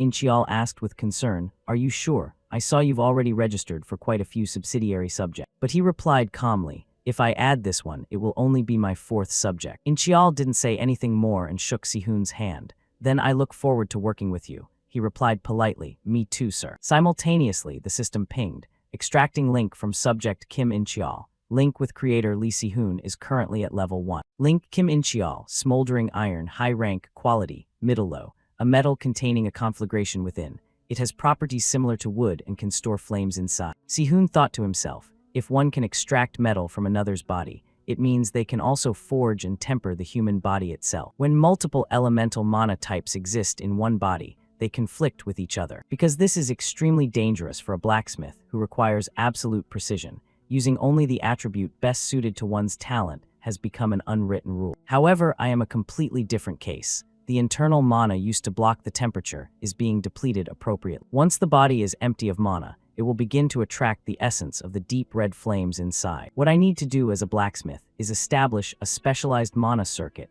for the deep red flames right within my own body. A moment later, Sihun sighed in relief. He understood clearly that only then could he perform forging within himself. The system announced, your attribute mana has increased from blood fire rank F to blood fire rank E+. A series of notifications rang out. You have learned the S-rank skill, Spirit Forging Magic. The body is the most primitive material a blacksmith can polish. When the internal mana circuits are forged, physical capabilities and strength are enhanced. All basic stats increased significantly due to the skill. Lee Sihun, Strength D15, Durability D100, Mana D19, Speed E87. Sihun gritted his teeth, thinking, Spirit Forging Magic, huh? He remembered how he struggled in his past life when Lee questioned him. You have the materials in hand, yet you're giving up before even thinking of how to process. She laughed and asked, you're not an idiot. Do you really plan to just accept that fate? Returning to reality, he smiled with satisfaction and made a resolution. That's right, I must make full use of everything I can. Regardless of whether the opponent is an ally or an enemy, I won't let myself regret anything this time. In a large stone building, a voice announced, today, we will finalize the items you've crafted in the past sessions. These finished products are expected to be supplied both inside and outside the academy. A red-haired man stood before everyone with hands on his hips. Therefore, today's results will decide the outcome of this entire first semester. Give it your all so you have no regrets later. Is that clear? Everyone shouted in unison. Yes, sir. Sihun looked at the iron bar in his hand and thought, everything is truly a mess. Since my current body can't keep up with my reflexes, many details are misaligned. Holding the hammer, he thought, this isn't the time to be taking it easy. Flames erupted as fire waves struck the area. A pot of water steamed. Sihun held the long bar and observed quietly. This should be decent enough. But he thought worriedly, with the remaining time, completing the others will be very difficult. If I only do everything at an average level, I might receive more budget support. He placed it on the whetstone. But in the end, putting my heart into creating at least one truly high-quality item is the right thing to do. His hands moved quickly to sharpen the iron bar. He stood there with total focus. That sound rolled through Sihun's head, a sound like the coming apocalypse. He looked down. Every time he heard that specific sound, he created exquisite item. All his focus was on it, thinking, this isn't mere temporary sharpness, but a blade etched into its very essence. A light flashed below name. White light, the information became clearer. Weapon. White light greatsword completed. A great blacksmith expresses their will through the basics. The skill of an artisan who knows how to maximize material potential to create a new blade is truly top tier. A notification appeared. You have mastered the skill. White light flow C. 2 shiny swords appeared with their White light greatsword, rare grade, high quality. This greatsword possesses a pure white blade. The blade is exquisitely sharpened and combined with mana arrangement, making it both durable and incredibly sharp. A masterpiece created by a blacksmith with outstanding skills. Slicing power increases when mana is infused. Sihun held the newly crafted weapon and sighed. Considering I only used common iron, this result is somewhat acceptable. He felt hopeful looking at the weapon. His skills from before he went back in time were gradually recovering, even if just a little. 2 knights stood behind, holding swords anxiously, lamenting, I really hate this feeling, and maybe I should consider dropping out. The following Saturday morning, the red-haired man sat in a cafe, intently looking at his phone. A voice spoke up, I didn't expect you'd want to witness my enhancement technique. Sihun looked around as they walked. Well, I'm actually quite curious about your basic skills. This place seems pretty crowded. Lee, walking beside him, observed, don't worry, my workplace is in a much quieter area. The two walked toward a peaceful farm and took turns asking, isn't this a bit too far? And did you think you could see my techniques so easily? She pulled him into the Acklecuff hardware store. This is the place. She walked in and called out loudly, grandmother. Her voice echoed, I'm here. Helena, sitting inside, picked at her ear and frowned. I'm not deaf, you don't have to scream. Sihun, following behind, looked a bit annoyed when she asked, who's the kid with you? Your boyfriend? Lee, standing in front of him, replied, nothing like that. He's the valedictorian of the Borsapa department who just enrolled this year. The old woman replied, Babel must be in its twilight years if they're accepting someone who looks so weak. Then Helena pushed herself up from the table. My name is Helena. Sihun spoke up as well. I'm Lee Sihun, a freshman in the metallurgy department. She seemed to snap, stop the small talk and get to work. We have a massive backlog this week because of those new students. Lee looked away and sighed. Yes, I know. She pointed to the room behind her. The entrance to the forge is this way. Looking at the items in the room, Sihun thought that grandmother's skills seemed deeper than I imagined. He followed, observing carefully. I really don't understand why someone like her is running a hardware store in a place like this. She walked ahead, picking up items. The work really has piled up. A colorful palette was placed on the table. This is the enhancement color chart, and these are powders ground from magic stone. He stood with arms crossed, thinking, I know the standard is 8 colors, but she uses them in such a diverse way. Then he spoke up. Is your job restoring damaged enhancement formulas with these? Lee picked up a brush. Exactly. With a pan in one hand and a brush in the other, she dipped into the palette.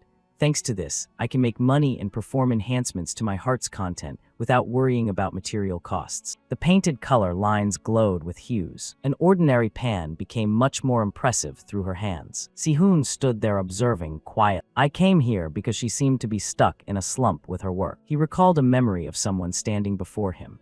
A has-been who always fails every exam and can't even keep the valedictorian seat in his department. The image of Lee focused on the brush and pan made him think.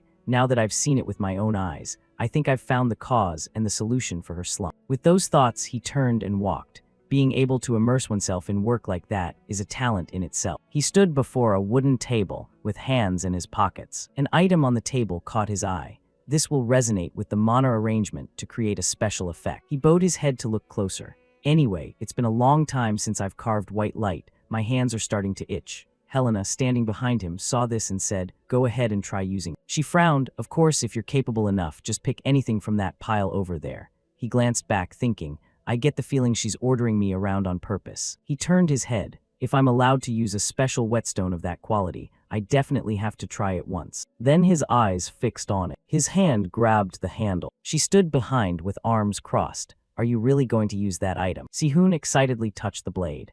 Yes. Looking at how the blade is worn evenly and the axis isn't twisted, you can tell this is the knife of someone who truly understands how to use a sword. He stood before the table holding the whetstone, thinking, for this type of whetstone, it's the kind where the mana particles are compressed most uniformly.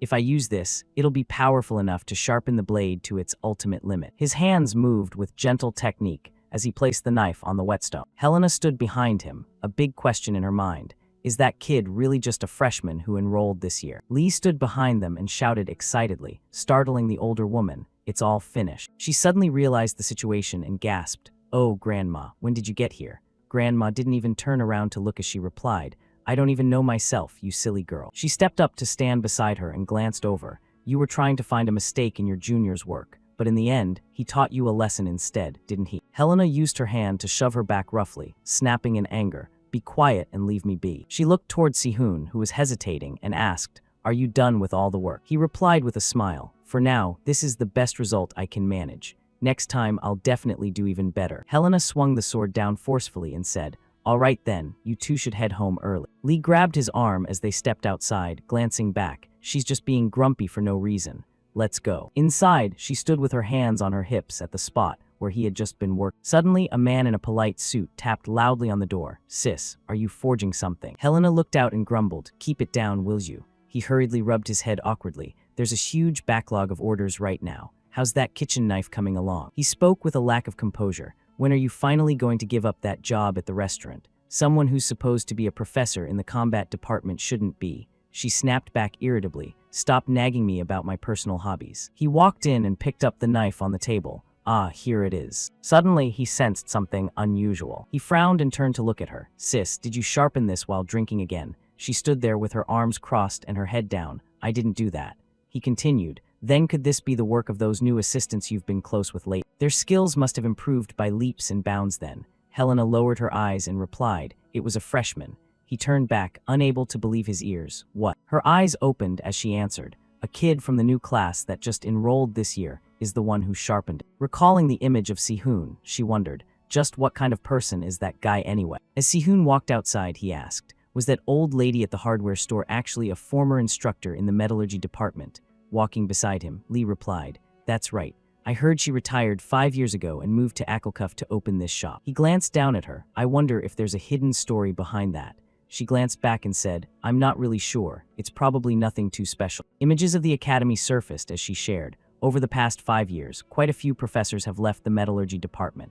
He looked over and replied, "Is that so?" In his heart, Sihun couldn't stop thinking, considering this place will become the weakest department in Babel in the future. This is clearly a story I can't ignore. Walking next to him, Lee placed a hand over her chest and asked, "But more importantly, what did you think of the enhancement technique I used?" He looked down at her, startled. The basics were certainly flawless. It was quite good. Her face filled with pride. "Oh my, that's no big deal." Suddenly, he dampened her spirits by adding, "However, your way of thinking is still too narrow." The sky seemed to grow darker as Lee jumped out to stand in front of him. "What did you just say?" Sihun pointed directly at her. "You already thought of better options, but you didn't dare to apply them." She stammered in response, "How could you possibly realize that?" Lee fell into a pensive silence, lowering her head as she listened to the critique. "If you don't know, you can learn. But if you know and still can't do it, that's the real problem.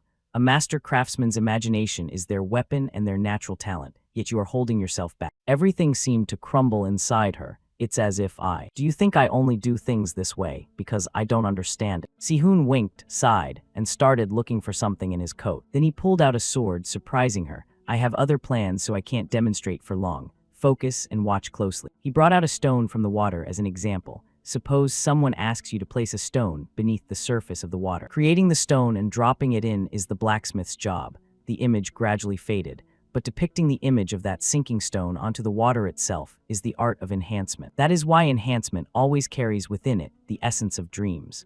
A sword appeared with red lights swirling around blood. The sword flew in front of her unexpectedly, accompanied by powers swirling around the white light swordsmanship. A powerful image emerged. "Don't just act upon the outer shell. Grant that enhancement deep into the core of the weapon." He observed the knife in his hand along with the swirling powers. "If one layer isn't strong enough, break them down into many different levels."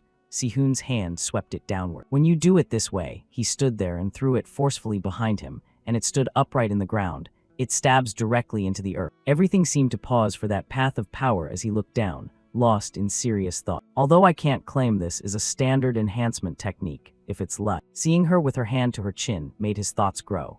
Geniuses like her usually find their own way, even when they are in a state of hesitation. Suddenly, Lee pointed behind him in a panic. "Junior, let me borrow that item for a moment. Please let me borrow it." She stood there pulling on Sihun like a swing. "I promise I'll perfect it flawlessly and then return it. Please, please." He started to sweat at the back of his neck and had to hand the item over. "I don't mind, but if you're taking that, you might as well take this too." She jumped up in sheer delight as if she had found true love. "Thank you so much. I love you to death." She vanished, leaving him there all alone. Sihun breathed a sigh of relief as he received a notification. A connection is being established with the subject Lee Claudel. The connection level with the creator Lee Si-hoon is currently at level 1. He spoke up, that girl is still such a child. Standing in the crowded campus, Si-hoon looked around and thought, finally, today I have the chance to meet one of those 3 great hounds. Every legendary battle between the Mad Hound and the light-destroying demon god during their youth. Remembering how Erica was following behind, he thought about it, but the more important thing was, then he spoke up and asked, "What are you doing?" She whispered in a terrifying tone, "I'm just following you." He replied indifferently, "So now, if I told you to go somewhere else, would you go?" She stepped forward to stand level with him. "I'll go, because I can perfectly well observe you from a distance."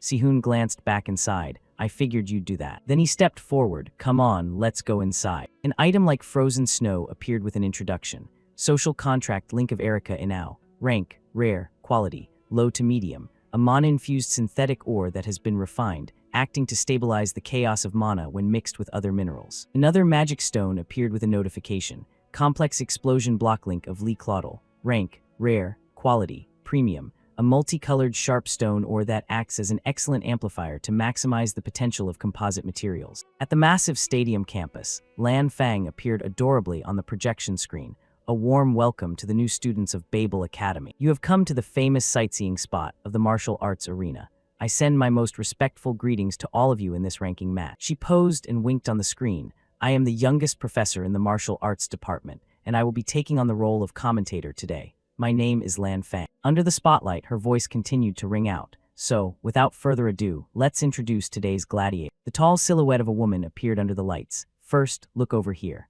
The 4th-year valedictorian of the Akar-Quif region, and also the future successor of the Myers family, which specializes in training S-rank heroes." She used her hand to flick her golden hair back. "A perfect superhuman who has continuously broken records and held the #1 position at the martial arts arena for the past 3 years. She is currently an active A-rank hero and is our champion." The beautiful face of this girl was revealed, the Sword Saint, the one who finally successfully conquered the highest peak of the Hero Tower, Arya Meyer. Loud noises erupted as Si-hoon and Erica looked down with their arms crossed. "Sister, take me with you. Arya is just too radiant," along with Fang's introduction. And the first player brave enough to stand up and challenge the champion today. The light shone down on a man with a long sword on his back, an intangible cultural heritage of Korea, the heir to the Firewheel Ember's spear technique, the 3rd-year valedictorian of the spearmanship department, and a prime candidate for the 10th rank of the martial arts arena. Si-hoon looked down and thought, finally, we've crossed paths. This man stood there unleashing his power, the Mad Hound. Fang also shouted his name, Yom Seongha. Each sword strike flashed out, and even the fire stopped just as it almost touched the ground. Arya, on the other side, also skillfully controlled her sword. She launched a strike that sent him leaping backward. He gritted his teeth, forcing himself to hold on. His hand gripped the wooden post beside him tightly. Arya's eyes flashed with a terrifying light. Then flames swirled in a roaring circle around her, as if they wanted to attack Seongha directly. This made Si-hoon, standing above, stop and think. Even taking into account his young age, he still hasn't reached the necessary standard. Could it be that he isn't receiving the support worthy of the heir to the Firewheel Ember's spear title? Seongha's hand held his weapon behind him in a thoughtful stance. "There are quite a few things making me feel uneasy, but the biggest obstacle is the equipment he's using." But he threw it straight away and prepared to lunge forward. A long, sharp sword strike just barely missed his neck. Seongha looked bewildered at the sword tip held at his throat. Then his voice dropped. "I've lost." Arya held her sword in front of her happily. "You worked hard. The match is officially over." The final winner is Arya Myers. The two of them stood on the same podium. Fang, holding the mic on the other side, continued her job. "Next, we will conduct an interview with both gladiators." That was the plan, but student Yom Seongha had to leave early due to an urgent matter. She put a hand over her mouth and giggled. "Having to face the 9th rank directly afterward would indeed be too much even for me." Seongha walked away quietly as all the lights focused on Arya. "Or should I fill this empty time with a live Q&A session with myself?" The audience above was incredibly enthusiastic, shouting, "We agree." Si-hoon up there squinted his eyes as he looked over and thought, "That guy looks like he's really fuming." He suddenly stood up, making Erica turn to him. "Are you giving up your ticket and not watching the rest of the match?" He put his hands in his pockets and replied, "Yeah, I'm not really a fan of that fighting style." He spoke as he walked away. "Just look at her. Standing there, she seems quite anxious, doesn't she?" Erica turned with a somewhat worried thought. "It's a relief to know he didn't go there to meet my brother, but why does he look so angry?" Suddenly, a voice spoke up beside her. "An interesting freshman." Arya was already standing there looking back. "When did that happen?" Her orange eyes looked back with hope. perhaps I've found such a person after all. Xiangha was meditating in the park, located near the martial arts arena. Sihun walked up quietly with the thought, Yom Xiangha is currently still alive and quite healthy. Xiangha was thinking back to when he unleashed those flashy paths of power. Even if his personality is a bit like a dog's, he was still a core member of the Suicide Squad. And he was also the last person to sacrifice his life to destroy the demon god of ruin. Standing behind him, he thought, because he hasn't become too corrupted yet, maybe this time I can collect the Link Stone more smoothly.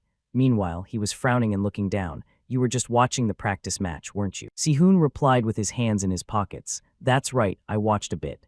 His head turned slightly back. The fact that you could find me here proves your strength isn't half bad. Xiangha turned with a sinister look. You again. Why is the valedictorian of the Borsapa department showing up here? He stood there thinking with concern. Why does he have such a harsh attitude? Then he spoke up. I came here in the hope that we could discuss a few things. Then he turned his head back to the original position. Beat it. Get out of my sight. Sihun stepped forward slowly. This will actually be beneficial for you, senior.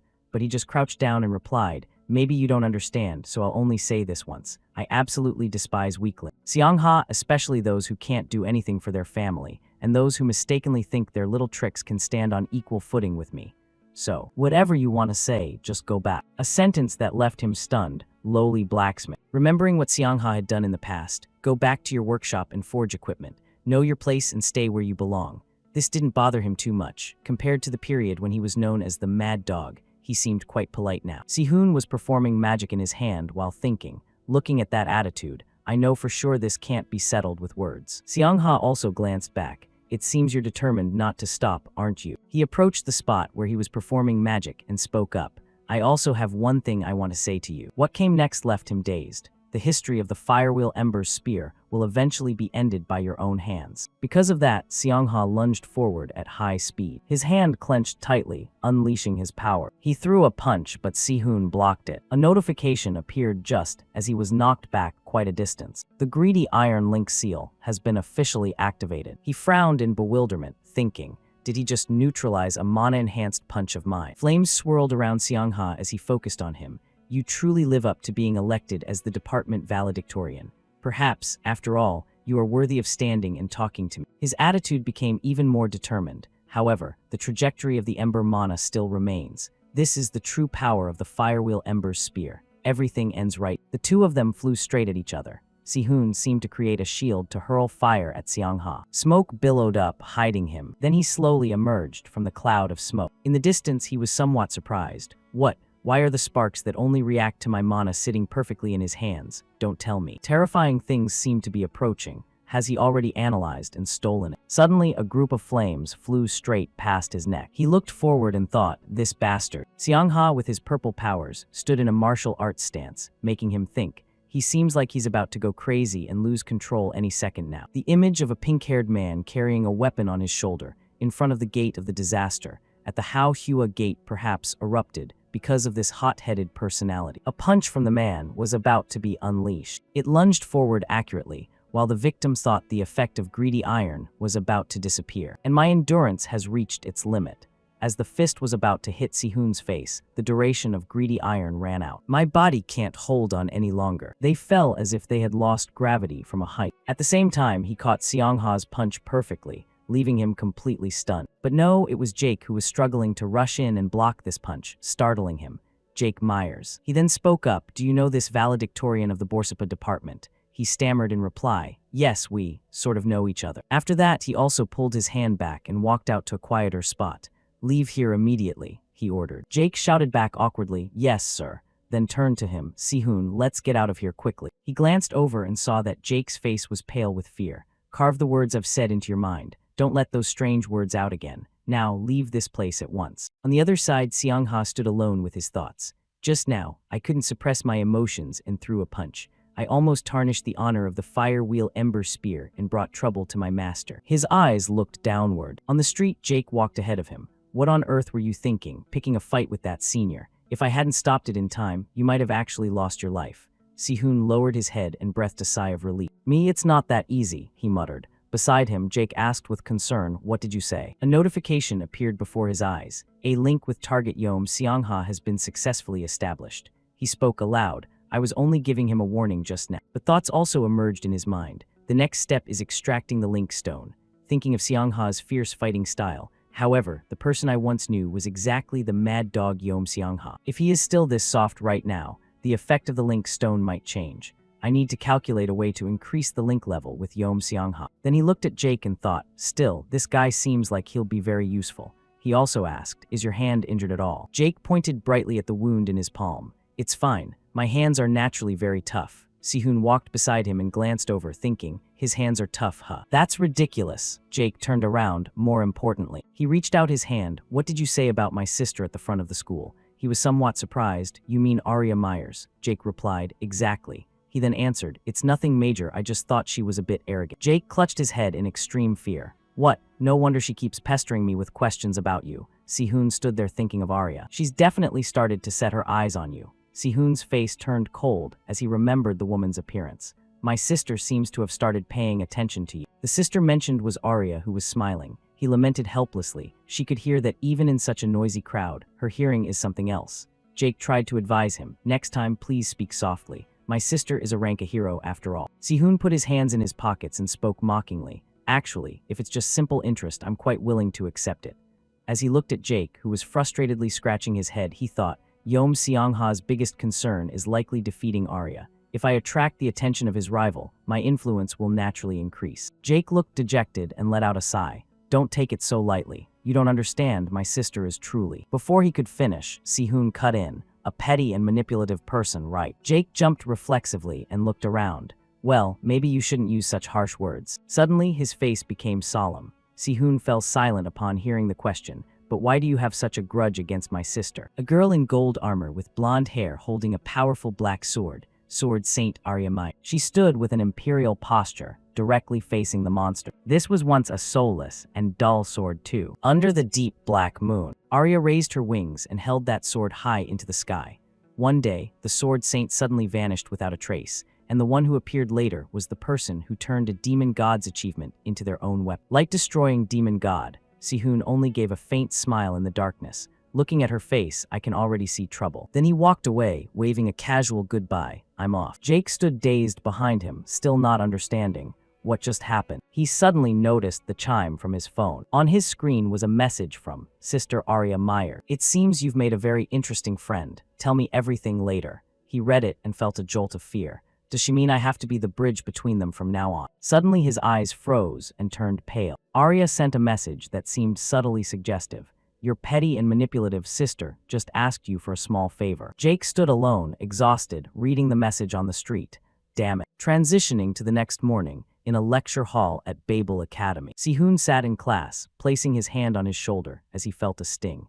Maybe I went a bit too far confronting Yeom Seongha yesterday. Hans was sitting at the front desk, his lips moving as he spoke. The schedule for the exchange meeting will be set soon. Reese held a cane and drove a tiny car into the classroom, shouting, silence, everyone. He stepped in front of the class, raised his cane, and introduced himself in one go. My name is Reese Dova. I will be in charge of your specialized classes for the next 2 weeks. My teaching content will revolve around attribute refinement. The students in the room turned pale upon seeing him. They had a shared thought. This is the professor famous for being a complete lunatic. Reese calmly spoke up seriously. Before the lesson begins, I have an announcement. You must make good use of this opportunity and submit your homework to me by next Thursday. First is David. David jumped upon hearing his name and replied, yes, Professor. Tiny Reese sat on his small car comfortably, and the last person on the list is Lee Si-hoon. Hearing his name, he stood up. Hands glanced down. Is everyone curious about how much budget he'll receive?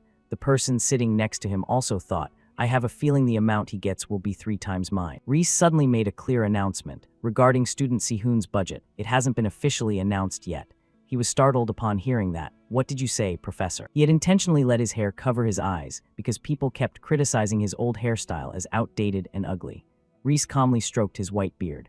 Because the level of completion in the product you submitted reached such a high contrast, far exceeding expectations, the school has decided to put it into a public auction for sophomore students this Wednesday. He continued to explain the reason. Therefore, we will base your budget on the final closing bid. Please be patient and wait a little longer. Si-hoon stood there frowning and thought, is this a trick by Vice Dean Michael? He's intentionally intervening to handle this separate. His mind was still lingering on this, but reflecting on it, if there were any underhanded dealings, Professor Kim In-cheol would have stopped them already. He then replied, I understand the situation, sir. Reese didn't look scary. He gestured for the next lecture.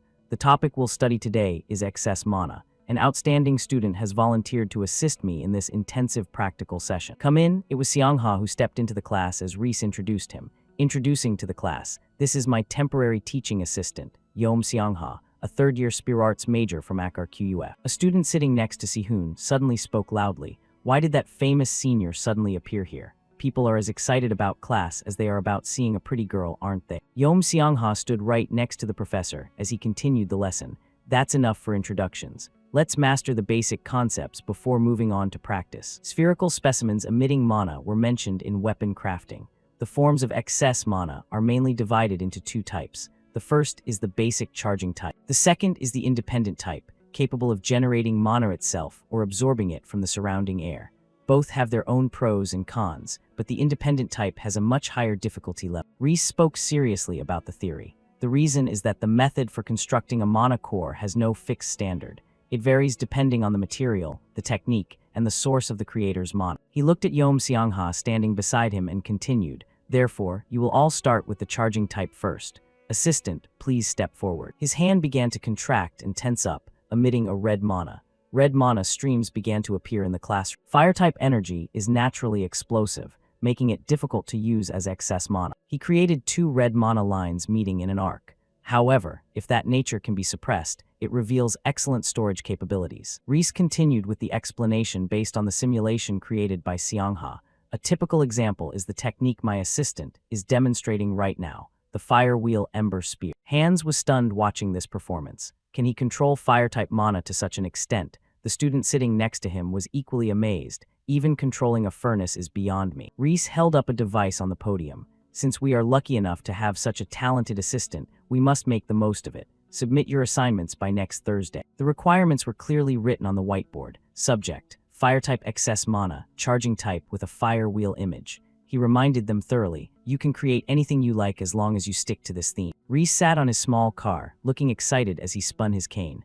Now, let's quickly move to the refining room. Oh right, don't forget to change your clothes. After he left, only Yom Seongha remained. The other students suddenly stood up. This was the chance. Hans and a few others fostered a thought, a golden opportunity to speak with senior Yom Seongha. He stepped forward excitedly. Greetings, senior. He looked very polite and was about to introduce himself. I am Hans. But before he could finish, a gloomy atmosphere radiated from Yom Seongha. Get lost right now. Hans didn't dare linger and left dejectedly. Yes, the atmosphere of the class suddenly turned somber. Seongha stood still with a cold face and closed eyes. Those sharp eyes suddenly opened and looked in one direction. When Sihoon, paying no attention, was about to leave the classroom, he spoke up, Lee Sihoon. He stopped and received a question. What do you know about me? A man's sturdy, powerful body emitted red swirling mana. I heard that the mastery of the Fire Wheel Ember Spear is decided by the number of fire wheels. Lee Won Ryung, the current master of the Flower Fire Sect and a rank a hero, has reached 8 wheels. Sihoon walked slower toward the door and gave him an answer. Since the 3 wheels you just created were very easy, if done correctly, you could maintain 6 wheels simultaneously. Yom Seongha quickly followed after him. Wait, so what? Sihoon suddenly spoke, making him freeze in his tracks. You've reached for the 7th wheel before, haven't you? He walked nonchalantly with his hands in his pockets. But then, the day will come when you can no longer hold on to it. Seongha stood behind him, trembling with anger as he watched his back. How does he know that when I haven't even reported it to my master? His face turned cold, and the words from his lips also became icy. As you can see, I have a bit of a talent for controlling fire, but watching the fire you deploy, I feel something very strange. You can't fully detonate the remaining excess power, or rather, you're letting it fly off chaotic. Seongha stepped closer and asked directly, do you know the cause? His face was blank and his eyes wide upon hearing. I have a few guesses, but I don't see any need to tell you. Yom Seongha blurted out, what? He stood behind, clenching his arm by his side. State your demand. Sihoon didn't hesitate to point one index finger up. First, you must pay a fair price for every bit of advice and help I give. 2 fingers were raised. Second, when faced with difficult decisions, you must consult my opinion. Sihoon walked away as soon as he finished speaking.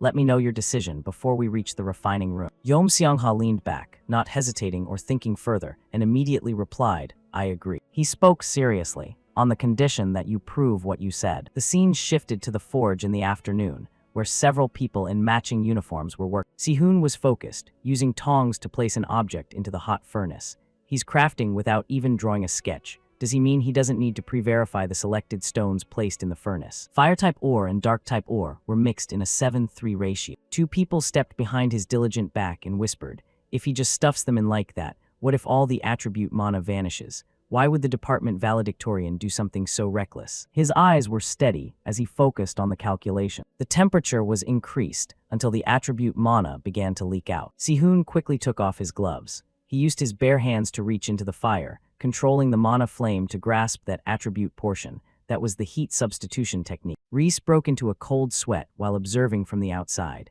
He's performing heat substitution already, so that's why Kim In-cheol accepted the public auction bid. A slight smile appeared on the corner of Sihun's mouth.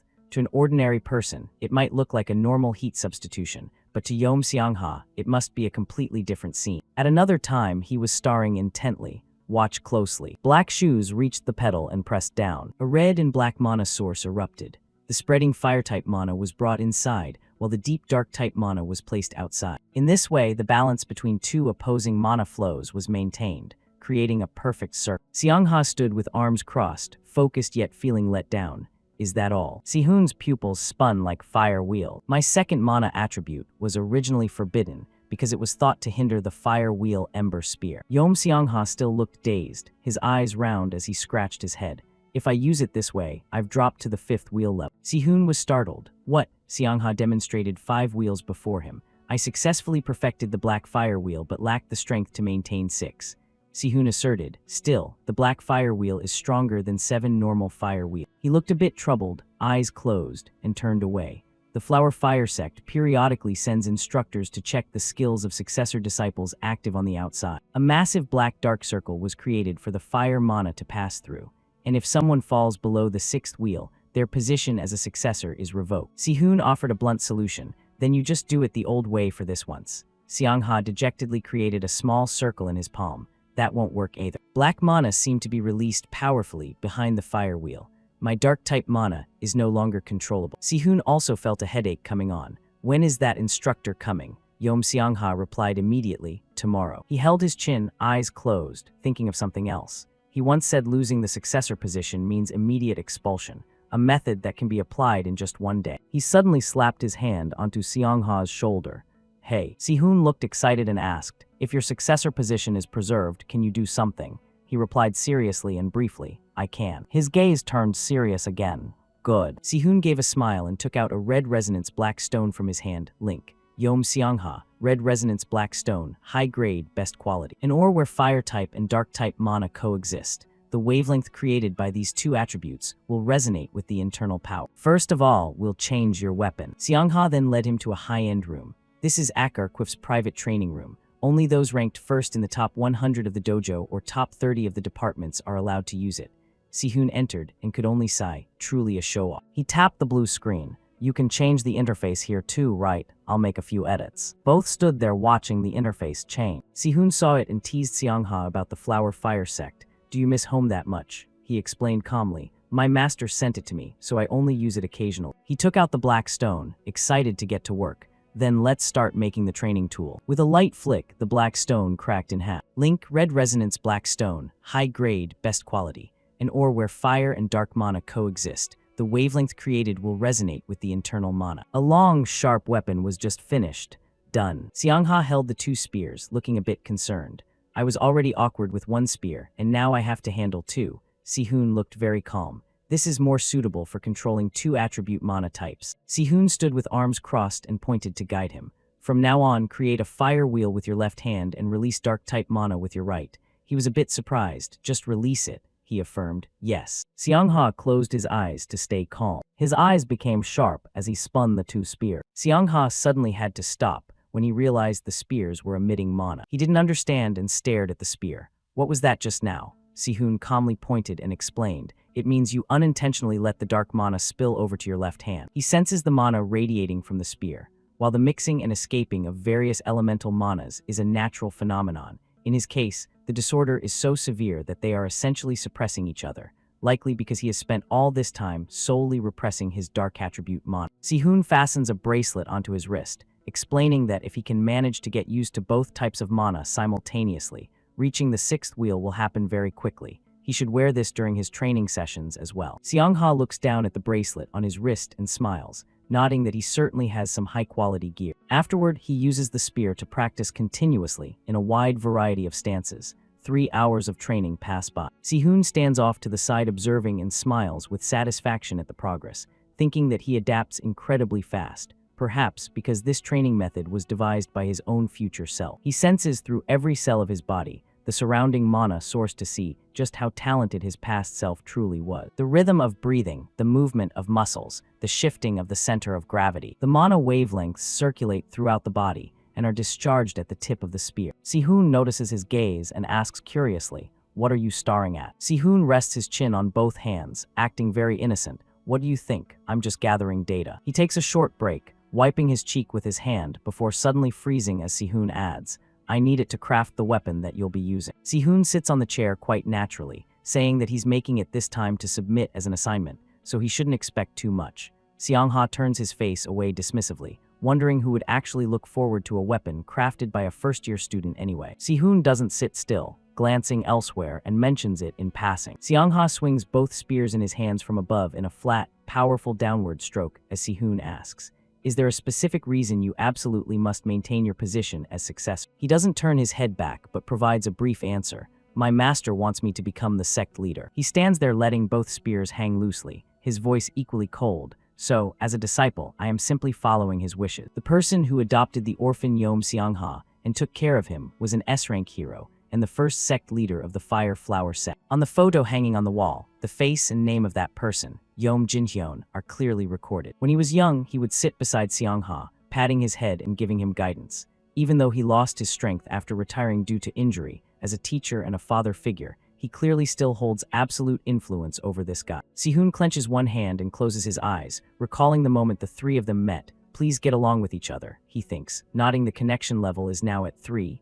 Yes. Xiangha shifts his eyes toward the corner of his sockets, wanting to know why he is helping him. His eyebrows knit together over his eyelids as he closes them tightly in thought. Once again, it is a gloomy, desolate place that blankets everything from the forest to the city. The 6 great demon realms, places devoured by the Chaos Marsh, and now overflowing with demonic beasts. Sihun sits with his legs draped over one side of the chair, turning toward him to explain that he plans to infiltrate all of those demon realms. To do that, he needs protectors, and he needs materials to craft the weapons he will give to them. He doesn't hesitate to give an ambitious, okay hand gesture, remarking that if he is the next leader of the Fire Flower sect, his skills and financial situation should be quite well off, right?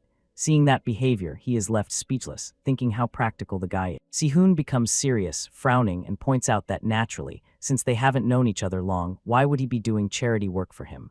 What did you say? Xiangha taps his spear against his shoulder, asking if he means that if he receives help, he must pay a fitting price. He glares up and points a spear directly at his sharp gaze, telling him to help him become the leader of the Fire Flower sect, and in return, he will follow him into those 6 great demon realms. Past memories suddenly become familiar, echoing Xiangha's own words from before, "Craft a weapon for me. Now I will slay the demon gods in your stead." Sihun's mouth curls into a slight smile. From between his fingers, he pulls out a brand new black stone, asking, "You won't regret this, right?" Between the palms of his hands, that black stone continuously generates violent mana. He tells him that now, whether he likes it or not, he will place him on the sect leader's throne. The resonance red-black stone link seal is activated. At the general training hall on the first floor of Flavia, Hyunun appears formally along with his attendants, saying it has been a while since he last saw the young master, and introduces himself as Gang Hyunun, a 7-wheel instructor of the Fire Flower sect. Xiangha notices the 3 people behind him and asks who they are.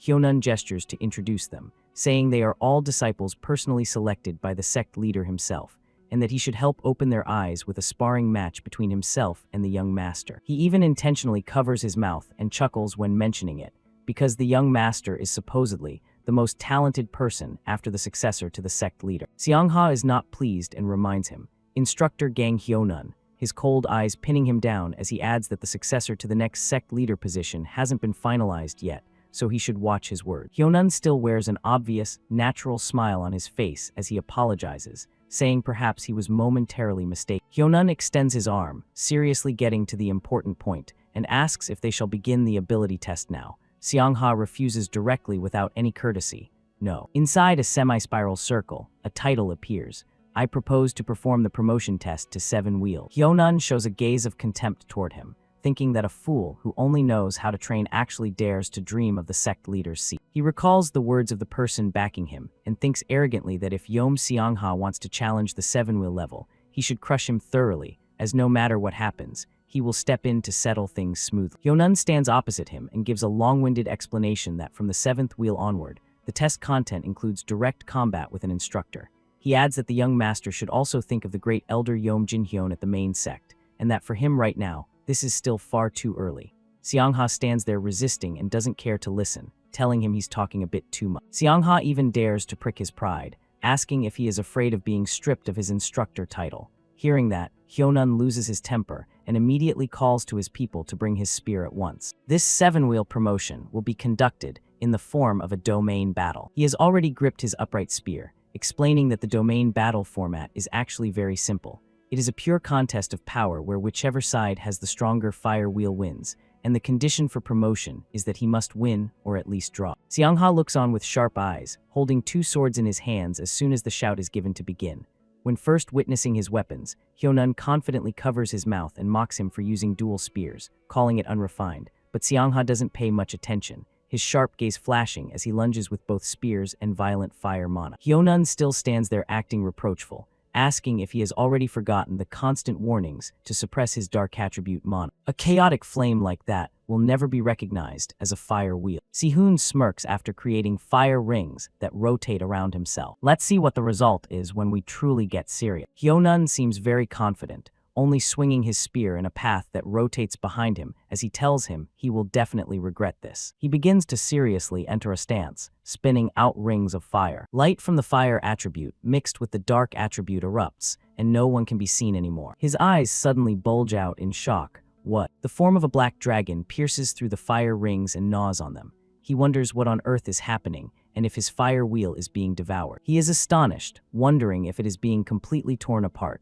his eyes wide with dark obsession and shock. And just a few seconds later, the spear in his hand breaks into 3 pieces. Hyonan kneels on the ground before the shattered weapon. Seongha holds the 2 spears in his hands arrogantly before his slumped figure, asking if he still calls it unrefined. Sihun stands behind, observing with a bit of regret, wondering what comes next and thinking it's a waste of excellent materials. Seongha, holding the 2 spears, speaks to him, saying that once the promotion ceremony is held soon, he will be officially recognized as a Yomwa instructor and the legal successor. Sihun bows his head low in curiosity, asking how he can sit in the sect leader's position. Seongha, standing beside him, glances over and says 2 conditions must be met. The first is reaching the 8-wheel level, and the second is receiving the consent of the majority of the other instructors. Sihun squats down near the ground, picking up fragments from the spear, and asks if he can get them to agree even if he reaches 8 wheels. Seongha immediately affirms confidently that he can win that consent through competition, so it won't be a problem, though he notes that by then it won't be a domain battle anymore, so things won't be as easy as today. Hearing this, he stands up and puts his hands back in his pockets, saying it probably won't take too much time then. Seongha, still seriously gripping the spear in his hand, remarks that he makes it sound quite easy, but Sihun just replies casually that he says it because he sees it as perfectly feasible. Just look at today's result. He looks back at him with a provocative gaze, telling him that from now on, he should worry about how he's going to pay this price. Seongha closes his eyes and appears calm, the corner of his mouth curling up as if he can fulfill the request, telling him to just let him know what he needs for payment. Whether it's cash or materials, he will fulfill everything within his power. His voice drops an octave into a serious tone as he adds that he has another item he wants to order. Sihun looks toward him with a bit of surprise, wondering if there's a new order already. Suddenly, Seongha grips the weapon in his hand. The quality of these isn't bad at all, but he is only borrowing one temporarily to submit for class.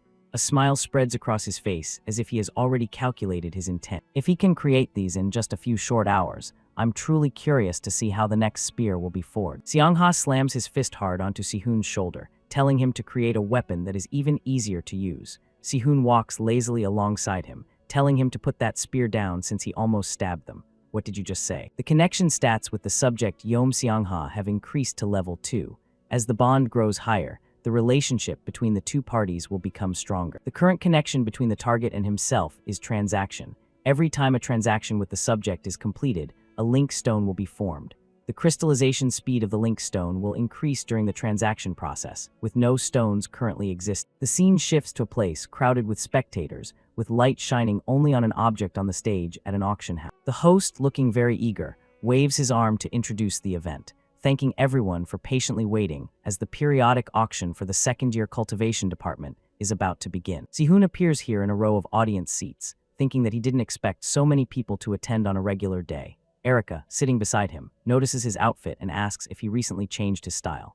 He just crosses his arms and shifts his gaze, mentioning that Professor Kim In-cheol reminded him that outward appearance is also very important, and he thinks more cautiously that it seems the title of department valedictorian is indeed something quite different. In-cheol appears composed under the lights on stage.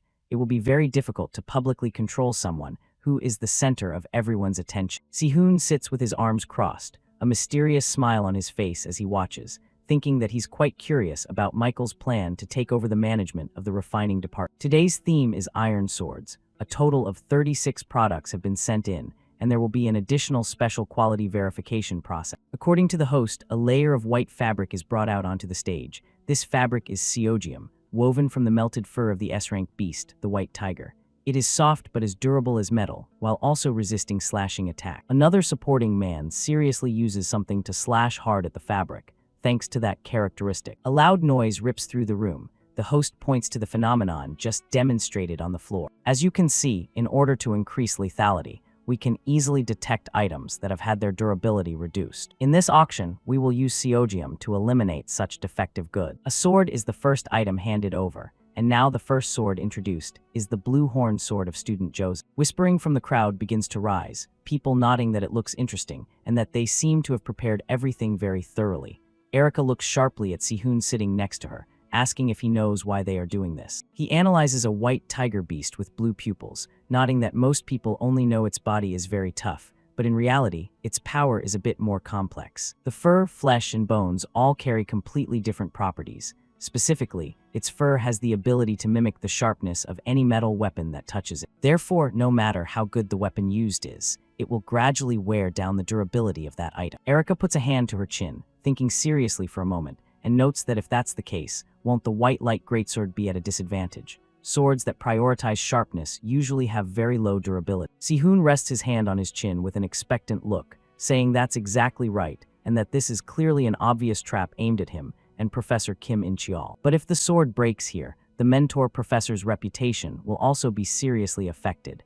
That only happens in cases where it wasn't crafted carefully. On stage, the host slams the auction gavel. The 25th sword has been sold for 4 million won. The final sword is brought out, and the host begins the introduction.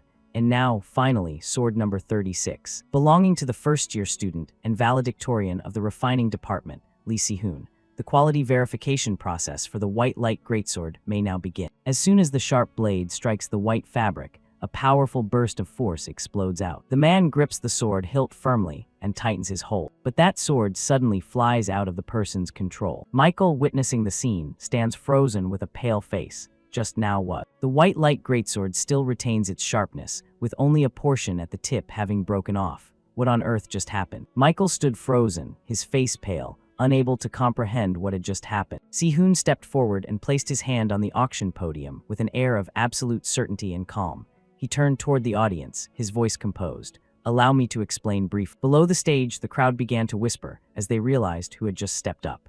Sihun picked up the sword and began to analyze the weaknesses of blades that rely solely on conventional killing intent. He explained that this white light-emitting longsword has the ability to gather stray mana from the air and compress it directly onto the blade. The audience murmured in discussion. Many remained skeptical because they couldn't sense even a trace of mana from the sword.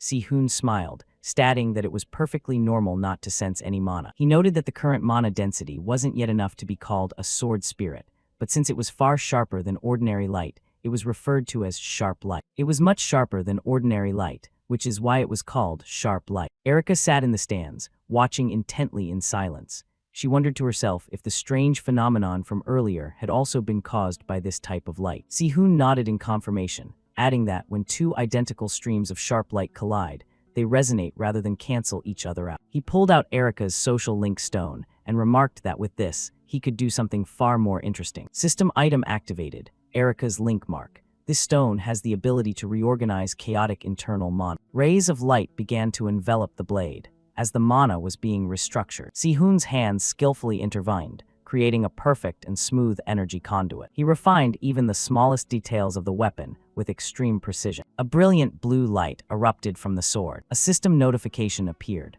The white light longsword had officially been upgraded from high grade to rare grade. Si-hoon declared confidently, "This sword was not forged correctly before. Now, its power is on an entirely different level." He requested the auctioneer to update the starting price to match the new grade.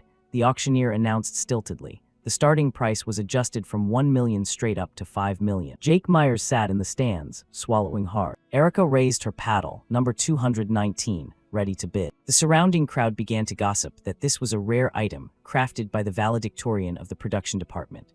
A bidding war erupted. The numbers jumped from 10 million to 100 million in the blink of an eye. Jake Myers roared 200 million to crush his opponents. But Erica remained perfectly calm, immediately pushing it to 210 million. The auctioneer excitedly kept egging them on, asking if anyone else dared to bid higher to own this treasure. The price quickly soared to 300 million, then 310 million. Watching these wealthy people throw money around like trash, Si-hoon could only sigh as he glanced at his own account balance, a mere 110,000. Suddenly, a figure appeared at the entrance and shouted a staggering figure, 600 million. The entire hall whipped around in shock. Jake Myers went pale as a ghost, trembling at that number.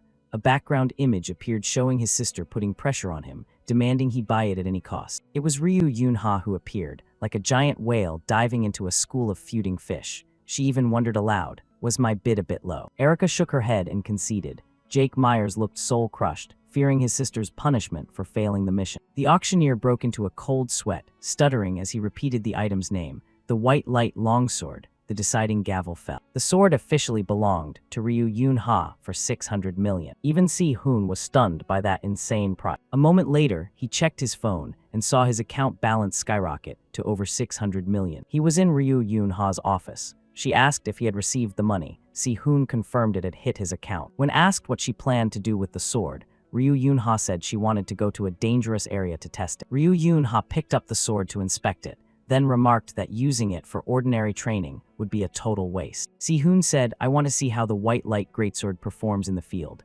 If you haven't decided on a destination, how about the Silver Moon Mountain?"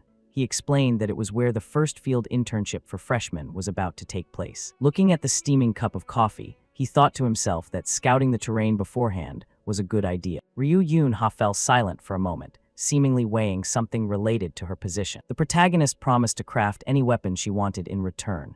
Ryu Yun-ha's attitude immediately shifted. She flipped through her schedule and said she would arrange it for next week. Si-hoon smiled and agreed, but he had another plan in mind. Testing the sword was just an excuse. His true goal was the treasure of Georgian Kruger, the ultimate conqueror and the world's most powerful lick. He had once lost a legendary artifact on Mount Yunwol after a monster attack, and that was the secret location Si-hoon was targeting. In another office, Jake was reporting the situation to his sister. Jake Myers' sister sneered when she heard her brother had failed at the auction. Jake Myers bowed his head, apologizing in fear. She coldly said not to worry about the past. The important thing was the next step. She reminded him that they were in the same body control class and told him to find an opportunity to approach Si-hoon there. She even brought up the succession ritual and their father to apply pressure, forcing him to handle the matter properly. Her eyes were full of threats, warning that if this continued, his valedictorian position would soon vanish. Jake Myers stood rooted to the spot, not daring to utter a word. The sister further explained that stealing weapons was forbidden until graduation,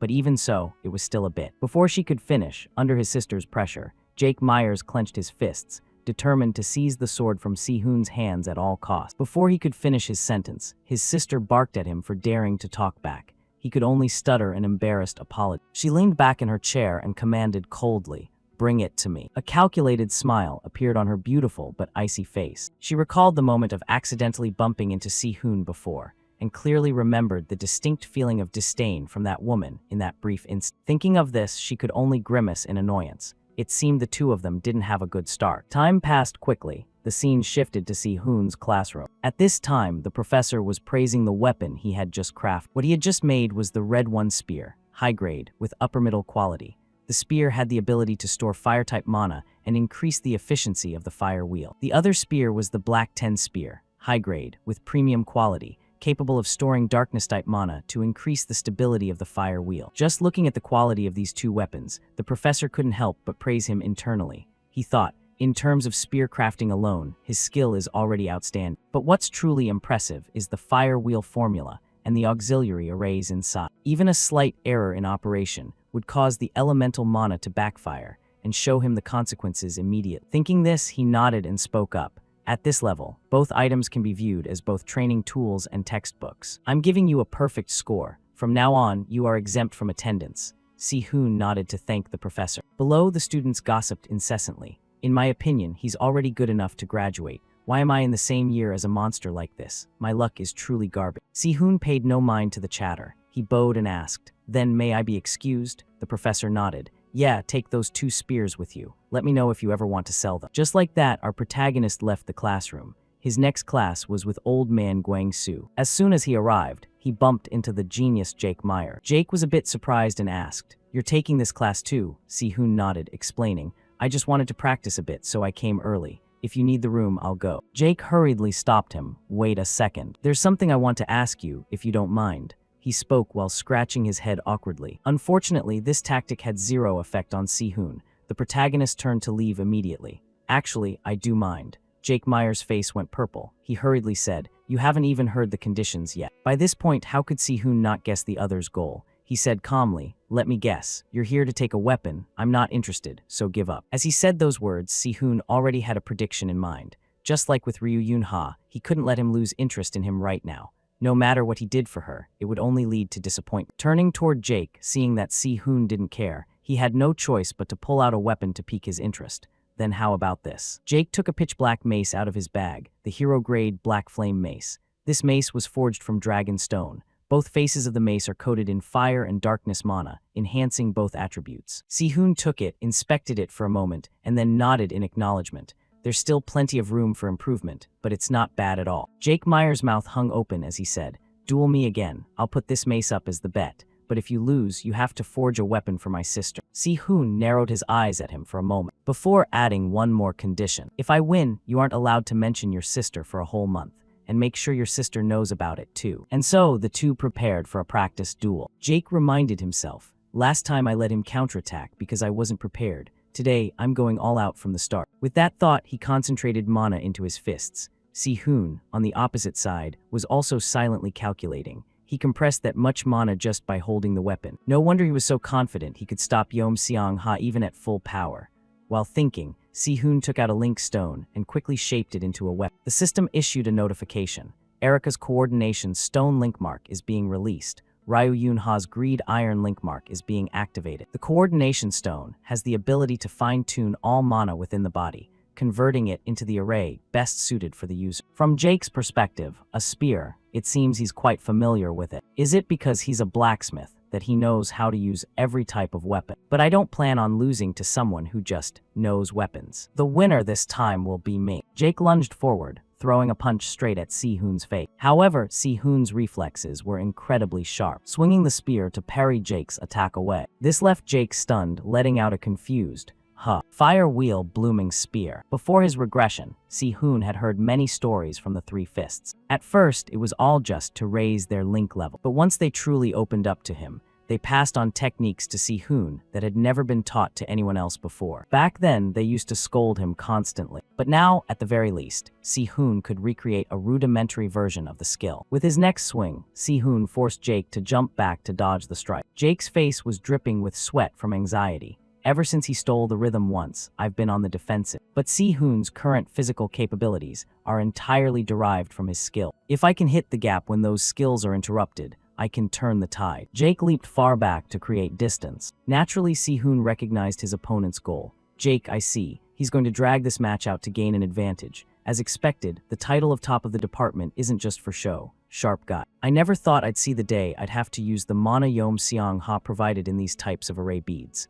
While thinking, Si-hoon activated the Burst Ring ability. That action immediately made Jake anxious as he shouted, "I heard you specialized in fire system mana. Doing that is no different from suicide. damage. Hearing that, Jake also hurriedly slammed his hands together. Next, the mana between his palms was compressed and formed into a long beam of light as strong as a sword. This is the Myers-style swordsmanship, sword wielder stance, deep blue light thread. This skill immediately neutralized the explosive energy heading toward him. Witnessing that, Si-hoon smiled slightly, using swordsmanship with bare hands, not bad at all. I was originally going to go easy on you, but I can't let myself lose either. Having thought that, he used the heroic Ember Lotus Spear, first stance, Dark Light Half Moon. The skill created two half-moon-shaped blades that flew forward at wind-splitting speed. They collided with Jake's skill and exploded in midair. Then, after waiting for the light to dissipate, Jake's fist had stopped right in front of Si-hoon's face, while Si-hoon's spear was gently resting against Jake's neck. He had to pull back his fist and accept the result. I lost. At the same time, the system issued a notification. A link with the target has been established.